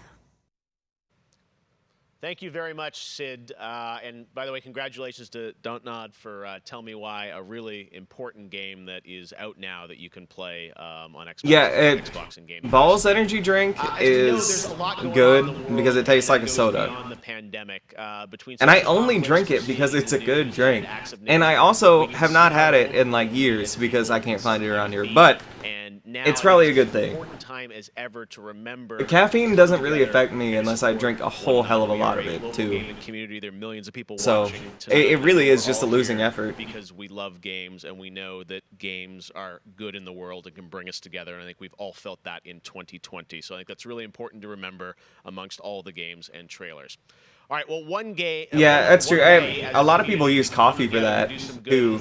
So, like, the idea of using using energy drinks for that is not ridiculous. I don't think.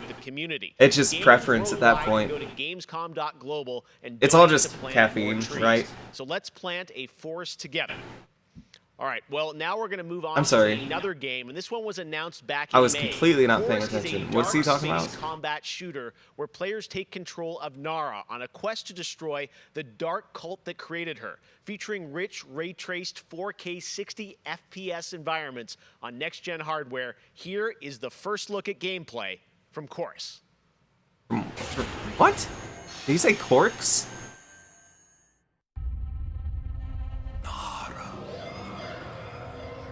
Let's see. Driving from Texas, Kansas. Let's see. For your betrayal, you will be broken. It's 12 a.m. to 7 a.m. is a rough drive, dude. I feel like I've kinda done that drive, but I don't think I've done it, like, exactly right there. The worst was, like, I don't remember what time it was. It was probably, like, 2 in the morning or something. I was driving through mountains, like really, really steep mountains, like the kind of steep where on the highway it warns you it has a minimum speed and a maximum speed, because if you go below the minimum, you're not going to climb up the mountain, and if you go over the maximum, you're going to fly off of it.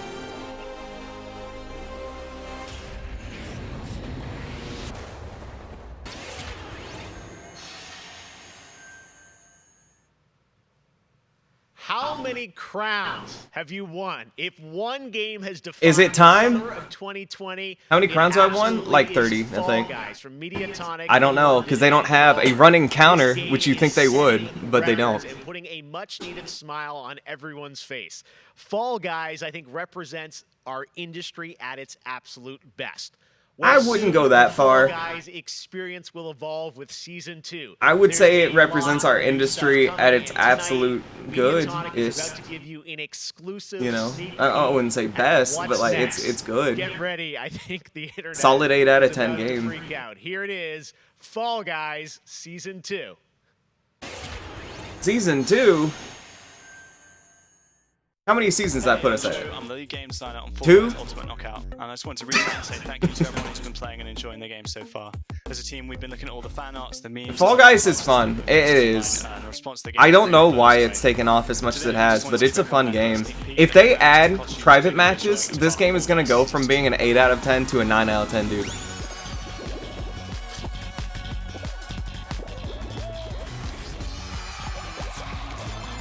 Sneak peek? Oh, look, a dragon. Oh, dude, what is this? Yo, a new race map? Season 2, you'll be dressing your fall guy as a medieval hero and competing across brand new rounds inspired by Yeah. the Middle Ages. Traverse giant drawbridges, dodge swinging axes. Oh, another hoop and egg game. We didn't need those. Game, show, glory.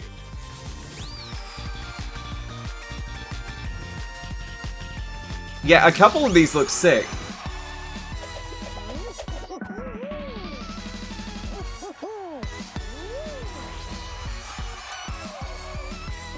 Oh, you're asking for cooperation? This is not going to work, my friends. This is not going to work. I'm sorry to tell you, no one is beating that minigame.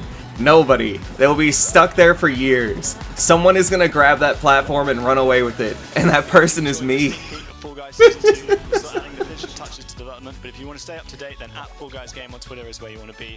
See you on the start line.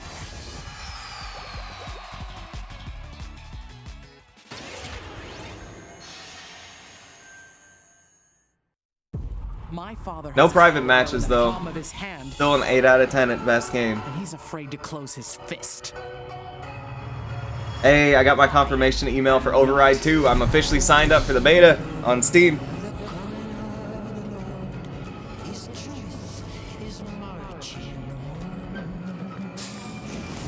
I mean, we still got Ratchet and Clank.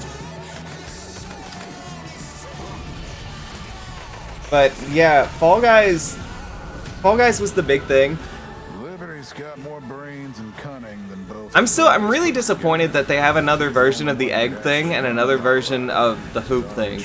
The egg thing could be interesting, but hoops is hoops. You're diving through hoops. Like, we don't really need another map for that. But the other ones looked fun. When I was right there. I am worried though, because they said that it was going to be medieval themed and everything. Does that mean we're only going to be playing those medieval maps? Because if so, that's going to get really boring. I want to play all of them, including those. Go back to Arizona, Rangers, and I'll pretend none of this happened. Stay and die alone.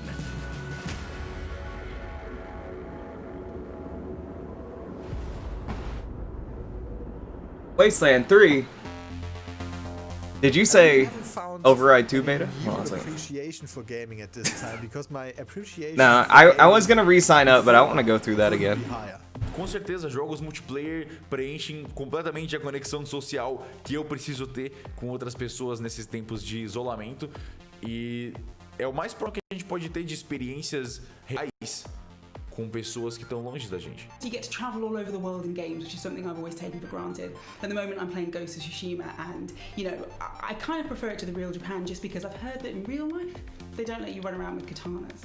I appreciate games a lot more than films, music or whatever.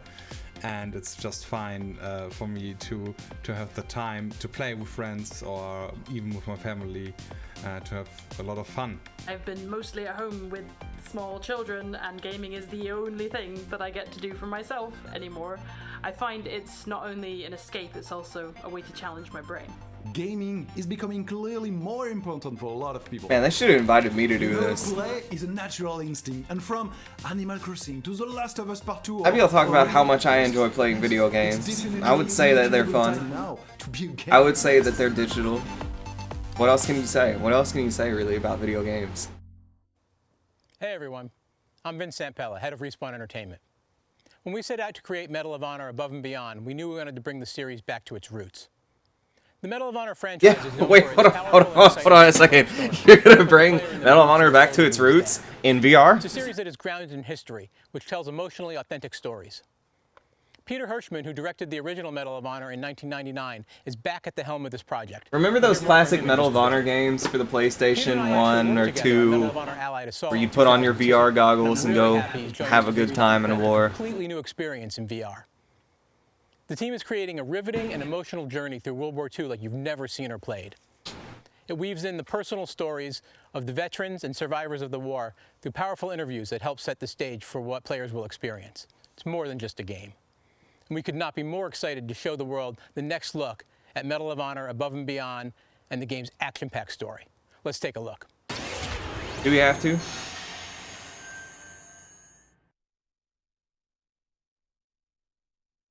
It's for mature audiences and not yet rated. Something tells me if it's for mature audiences, it's gonna be rated M. And it's, I know, I'm crazy, but I think it might be. Let me be clear with all of you. I'm scared too.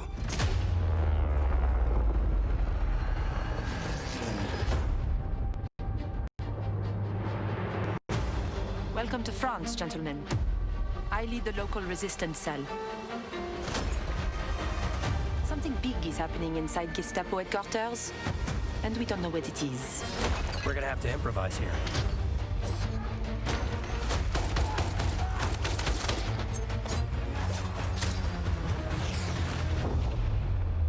Members of the resistance are perhaps the bravest people fighting in this war. But you really should stop.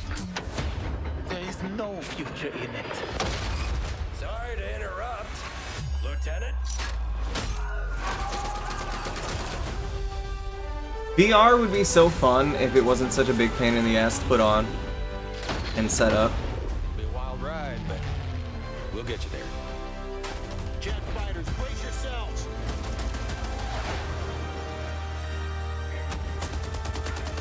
Like, VR is not ready for the world. Like I said, boom.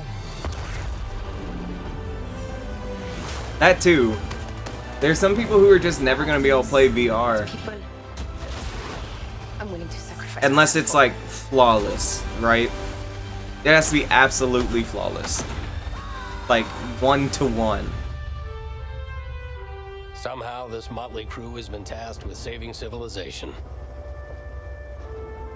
God help us all.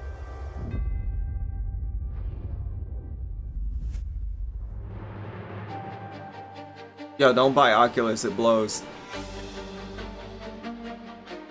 5 is better. Thank you so much, Vince. That looks incredible. And now we're here with Respawn Entertainment's Peter Hirschman, game director on Medal of Honor Above and Beyond. Do we need more about this game? Experience. Do we need more? Peter, I gotta say, the trailer really grabbed me. Such an incredible story that you're telling to. Tell us a bit about this single-player experience. What can we expect?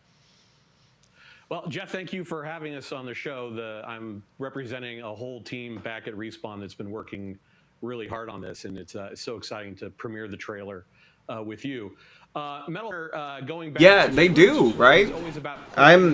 The player in the boots. I'm kind of hoping that they just haven't revealed all the details yet, because I'm still really hoping.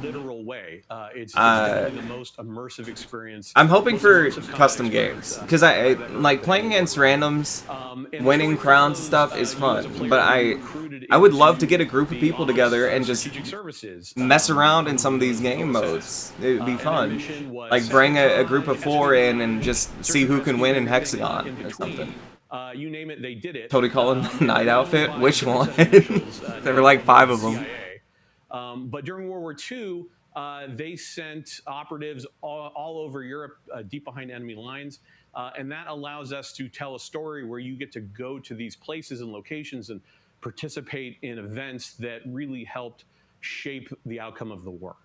One of the things I love about the trailer is you can tell there's a lot of interactivity in the environment, emergent game player. You got the piano and other things in there. Tell us a bit about how you're using that to tell the story. It seems like it's all kind of through a first-person perspective, but there are some story sequences. How do you tell the story? Oh, well, we shot over 120 pages of narrative, which is more than some feature films. We had a huge international cast of phenomenal actors. And it was fantastic. And the story follows a classic three-act structure. Act 1 is working with the French resistance, getting ready for the invasion. Act 2 is D-Day itself and the fight to get to Berlin.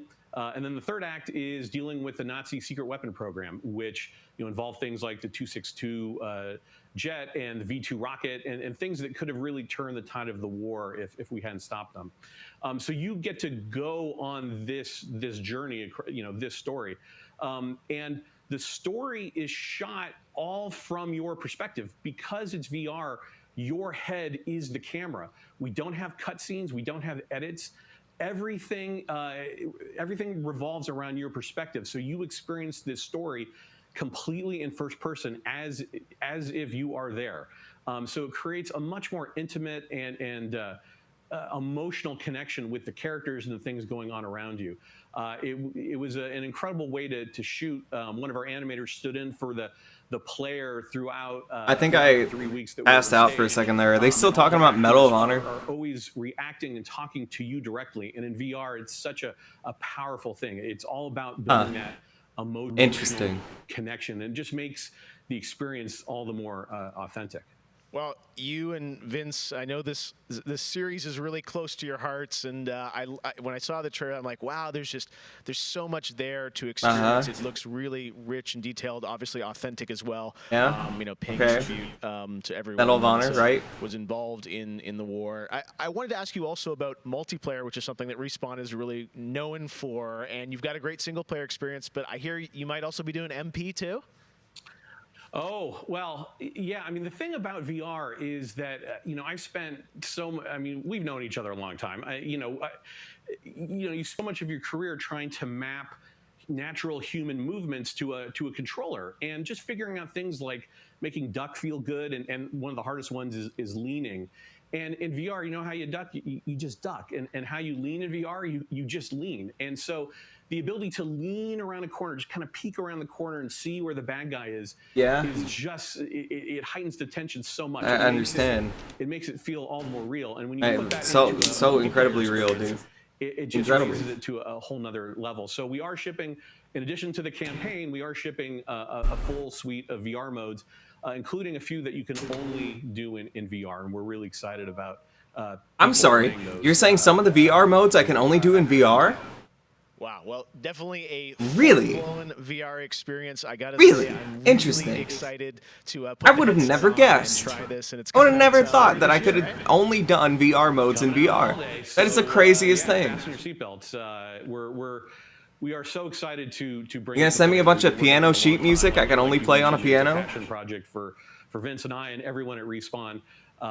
It's a wonderful full circle. Send me a PlayStation game I can only play on the PlayStation. Started our careers working on those original set, going back first one and I really have to make my own entertainment during this because for the love of fuck, no one cares. Awesome. Thank you so much, Peter. PlayStation 5 event bingo. What was on here? Here's a look at a new game that is launching tonight. The world was okay. So launches tonight. What's this? The vow keepers said they would protect us from. Spellstorms still rage across the ruins of the Hollowlands. This is proof, they said. It isn't safe. It can't be controlled. Magic cannot be used.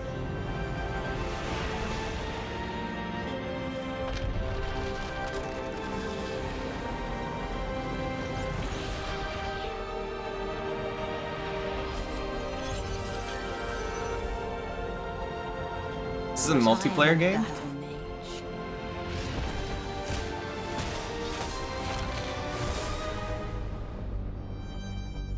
I have broken my vow. And now I fight to break free.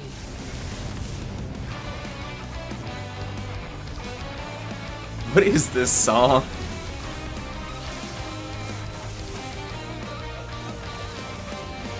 It feels like a Mega Man song made to be a rock style.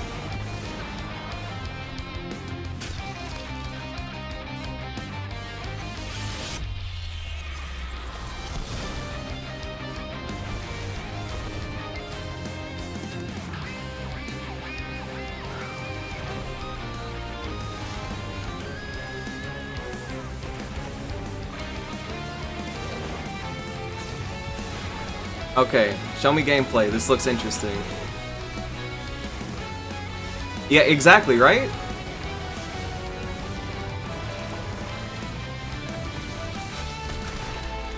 Now, is it an arena fighter? Is it a BR? What is this? It would be, right?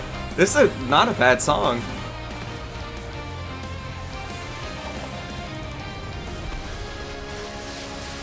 Spellbreak. What's it on? And, like, what is it?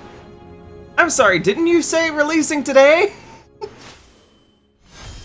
I swear he said releasing today.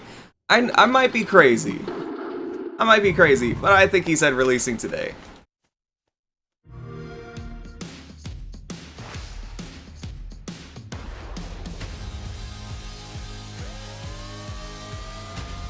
It said free to play. I'm going to their page right now. I'm gonna figure out what this game is.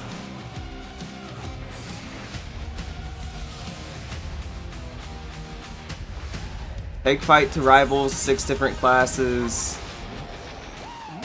Play with friends from around the globe, multiple game modes. What kind of game is this, dude?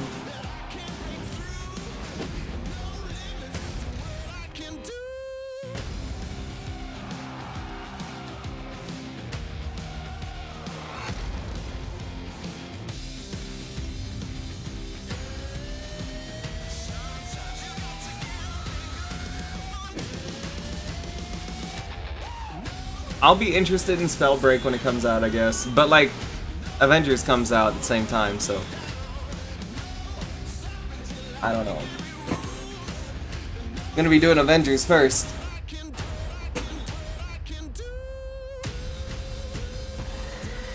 Hey, I saw Jack Baker. I don't know why, but I did.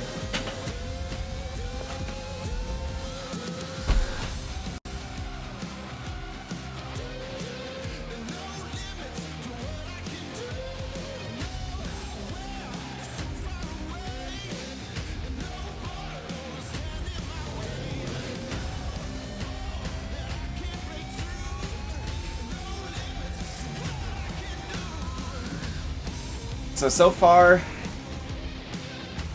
whatever that mech fighter game was I signed up for looks cool. Fall Guys Season 2 looks cool. Spellbreak looks kind of cool. Xbox Game Pass, and many of tonight's games are in it as well. Every year at Gamescom, we like to highlight some incredible games made in Germany. And tonight, we have a special announcement about one of the most legendary German games of all time, created by Factor 5. Enjoy.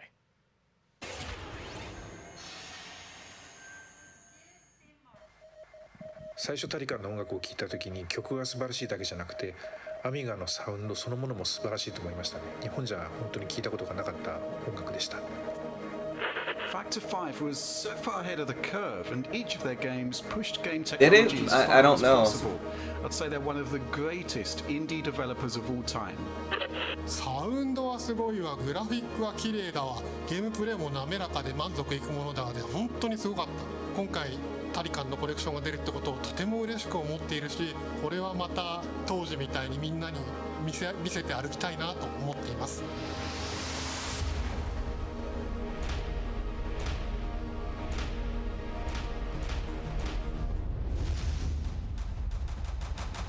This was the first game that allowed me to completely fulfill my musical vision. It defined my career, and the fans have been there ever since. To this day, it's one of my proudest works.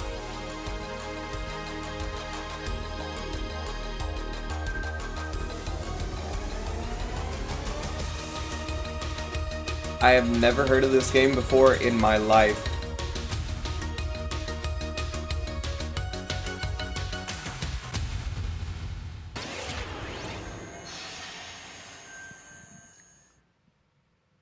In June, Bungie revealed a new era of Oh, Destiny no. 2 that starts on November 10th with Beyond Light. For the first time ever, Guardians will add a new elemental power to their arsenal, the dark power of Stasis. With Stasis, players will take on the powers of darkness to control and dominate A lot of the people are battle. really excited about Here's that. an I'm happy all-new for those look people. at Stasis from Destiny I've just 2 never heard of it. Beyond Light. I'm sure it's like great. I've just never heard of it.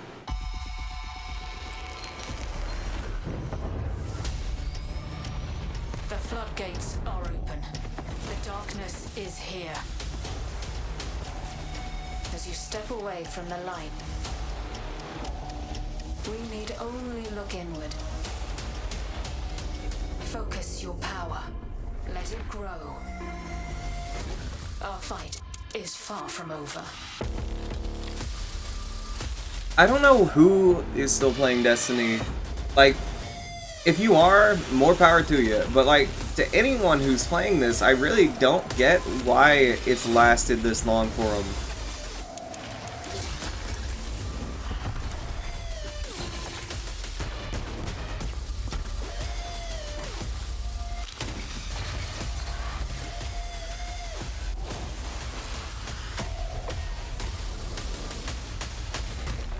Let them come.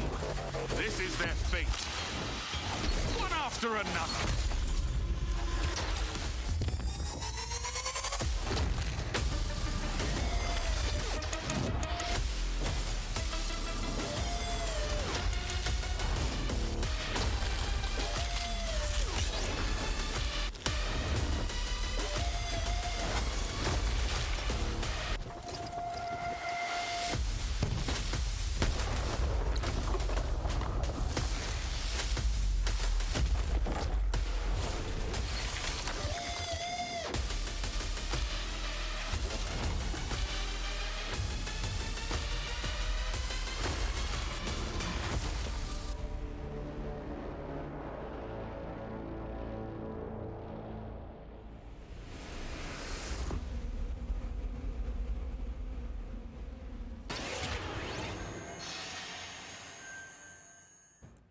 One more award to give out tonight, and that is Best Sony PlayStation Game.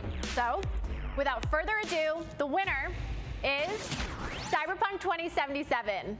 Congratulations. Okay. Of course, there are even more awards than the ones I announced tonight. So check out the Gamescom Awards user voting, where you can vote for your favorite streamer, Gamescom's Most Wanted, and Best of Gamescom. The winners will be revealed at Gamescom Best of Show, along with cool cosplayers, esports, and more. So tune in on Sunday, August 30th at 8 p.m. Central European Time to see the grand finale of this year's Gamescom, where we give gamers the stage. That's it for me tonight, but before I turn it back to Jeff, I just want to say that I hope everyone out there is staying safe and healthy. We're all in this together, so take care. Back to you, Jeff. Thank you very much, Sydney, and it's great to have you on the show again this year.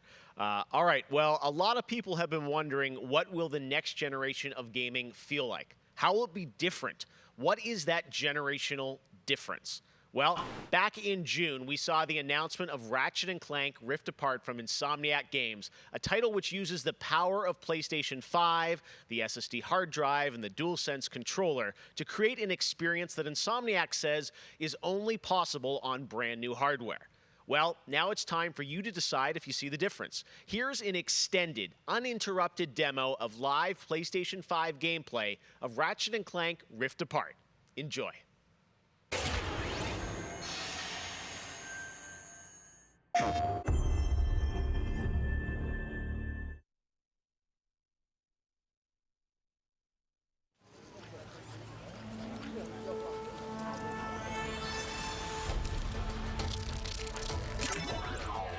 Alright, so I'm not 100% behind this. Like, I got into Ratchet & Clank a little bit back in the day. And by the day, I mean like 3 years ago or something. And not far from where But I never finished the original games. we may still have time to put a stop to this. My main excitement is getting to see a PS5 game. And its stream quality isn't perfect, but it's still exciting. Let's show 'em how it's done. PS5 is gonna be nuts, man. Bringing out the big guns. They hated the remake? Which one was the remake? Because I had the, I had a Ratchet & Clank collection for PS3 I was playing through. I don't remember why I stopped. Feels good to be back in action. PS4 one? The movie game, I had two. And I don't remember if I played it or not. I really don't. It could still be sealed somewhere for all I know. The train's pulling away. Let's go. I remember it getting a lot of criticism. I don't remember... I defended it for some reason. I don't remember why, though. Changed Ratchet's personality? Oh. See, that's no good. You can't do that for a beloved game. You just can't do it. Like, that's... You have characters... It's one of the reasons why I hated Banjo-Kazooie Nuts and Bolts, conceptually. It's like, that's not my Banjo and Kazooie. It's nothing like them. You know. Soon, everything you see will be mine. Say goodbye.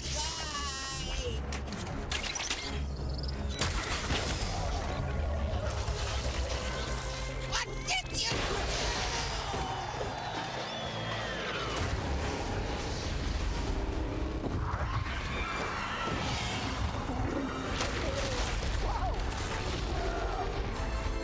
Was that supposed to happen? Hitting Nefarious' device seems to have destabilized reality.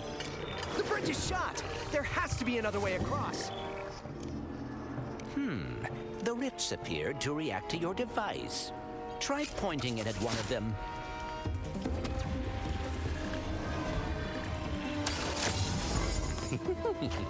That was rather exciting. This is nuts.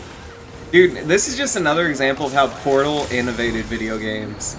Because ever since Portal, I feel like people have wanted to do the Portal gimmick in like a unique way. And it's rare that a game actually gets to do it. But this is an example of them doing it, and doing it well.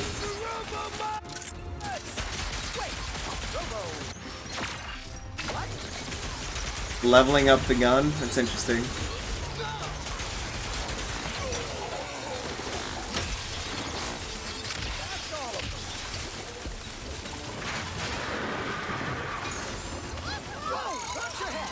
This is worse than I had imagined. Everyone look! It's Ratchet and Clank! Sand sharks from above.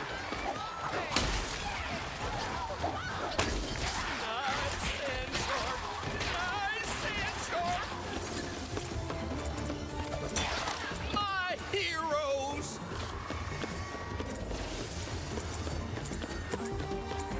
I knew you'd come. Might as well. Was that a kraken?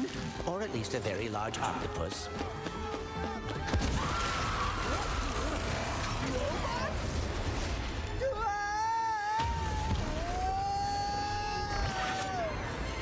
I will never get used to that. Hey, at least we're on the same planet this time. Nefarious is on the other side of that building. Let's get moving before he does anything else to break reality.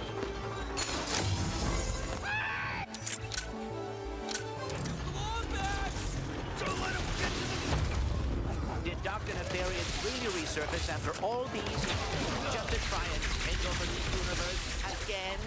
Yeah, I kind of wish he was doing a worse job. He must have more planned than he is telling us. That's what I'm afraid of.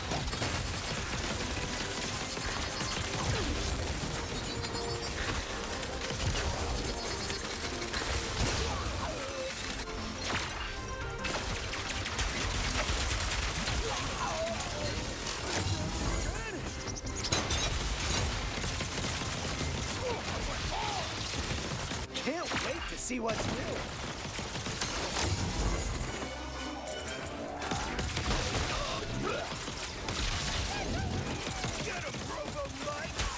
More butts?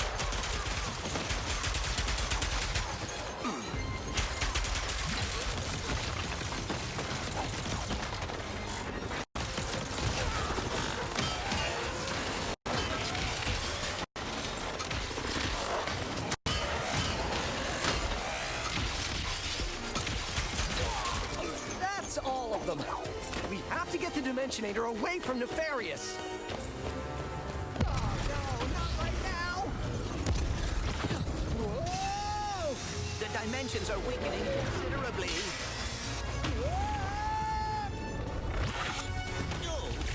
How bad is it?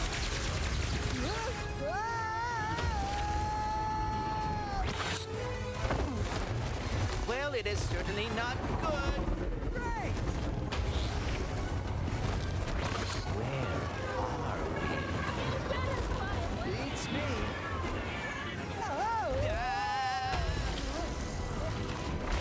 Yeah, this game, like, visually looks really, really damn good, and it looks fun. It makes me wish that they had the Ratchet and Clank series on PS4 instead of on PS3.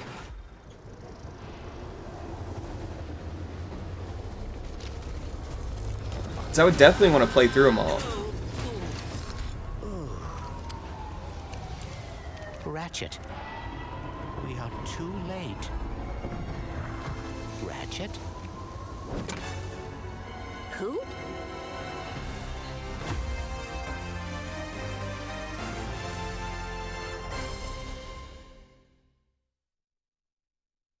PlayStation. Is that the end of the show?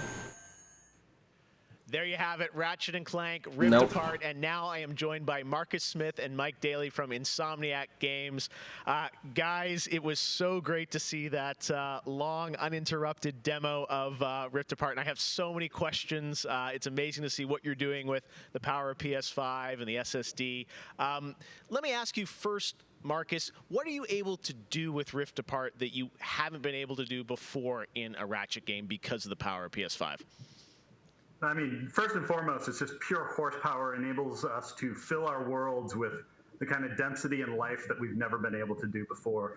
More importantly, perhaps, though, is the dimensional shifting that we have going on, which uses the SSD that allows us to fling the player from planet to planet to planet, lightning fast, like in way faster than we've ever been able to do. It's nice. It's really good. Like, it's a great thing, but like, yeah, we had seen some of that in I want more about the features of the console. How does that work as you kind of play through the game? Are there certain moments and levels where you can jump, or how do you play through that? Yeah, so in the game, there is dimensional damage spread throughout the galaxy that Ratchet and Clank have to find a way to fix. And you can find these weak points in space-time that you can pull to you with your Rift tether. It's like being able to lasso a portal. And that enables you to basically like warp across the world to find new places to discover or gain a tactical advantage in combat.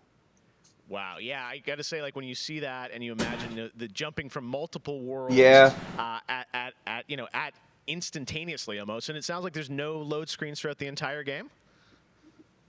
That's right. We're going seamless. That's right. Yep. Wow. All right. You bite so confident, both of you say it. I like it. Oh, load screens?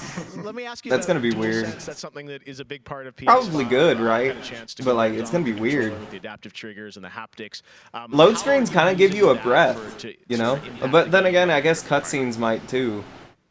So at the heart of every Ratchet and Clank game is a powerful arsenal of weapons that just exude a ton of personality. And the DualSense is sort of like, it feels like it was made for Ratchet and Clank just because the haptics give us a whole new layer for the weapons to express themselves. So for example, your burst pistol, of course it gives you like a satisfying click or kick with every bullet. But when you throw the shatter bomb, you can actually feel the energy pulsing off the grenade fade away as it gets further apart from you. Basically, the haptics are expressive enough that every weapon feels different and you can tell what you're holding. But of course, the adaptive trigger like takes that to a functional level where, in addition to the trigger pull feeling unique, you can actually use that as a super intuitive I don't know. I've been multiple impressed with the hardware so far. For example, in the for a console, you know, like my thought is, yeah, you'll be able to get PCs that are better, but they're also going to be like 10 times more expensive. To fire a single barrel. So, and then whenever you feel like you know, it's the right time, pull it the rest of the way. It's like the most cost-effective, high-power video game machine, right? That's what PS5 seems like it's gonna be. For even more to swarm in before And but a big guy, you probably want to just get it looks like it's gonna have some really good games, there's a nice intuitive way and it should be a pretty solid experience. So I'm excited, all things considered. Excited to see how you guys are going to roll that out across what I'm sure are an insane, group of weapons as always.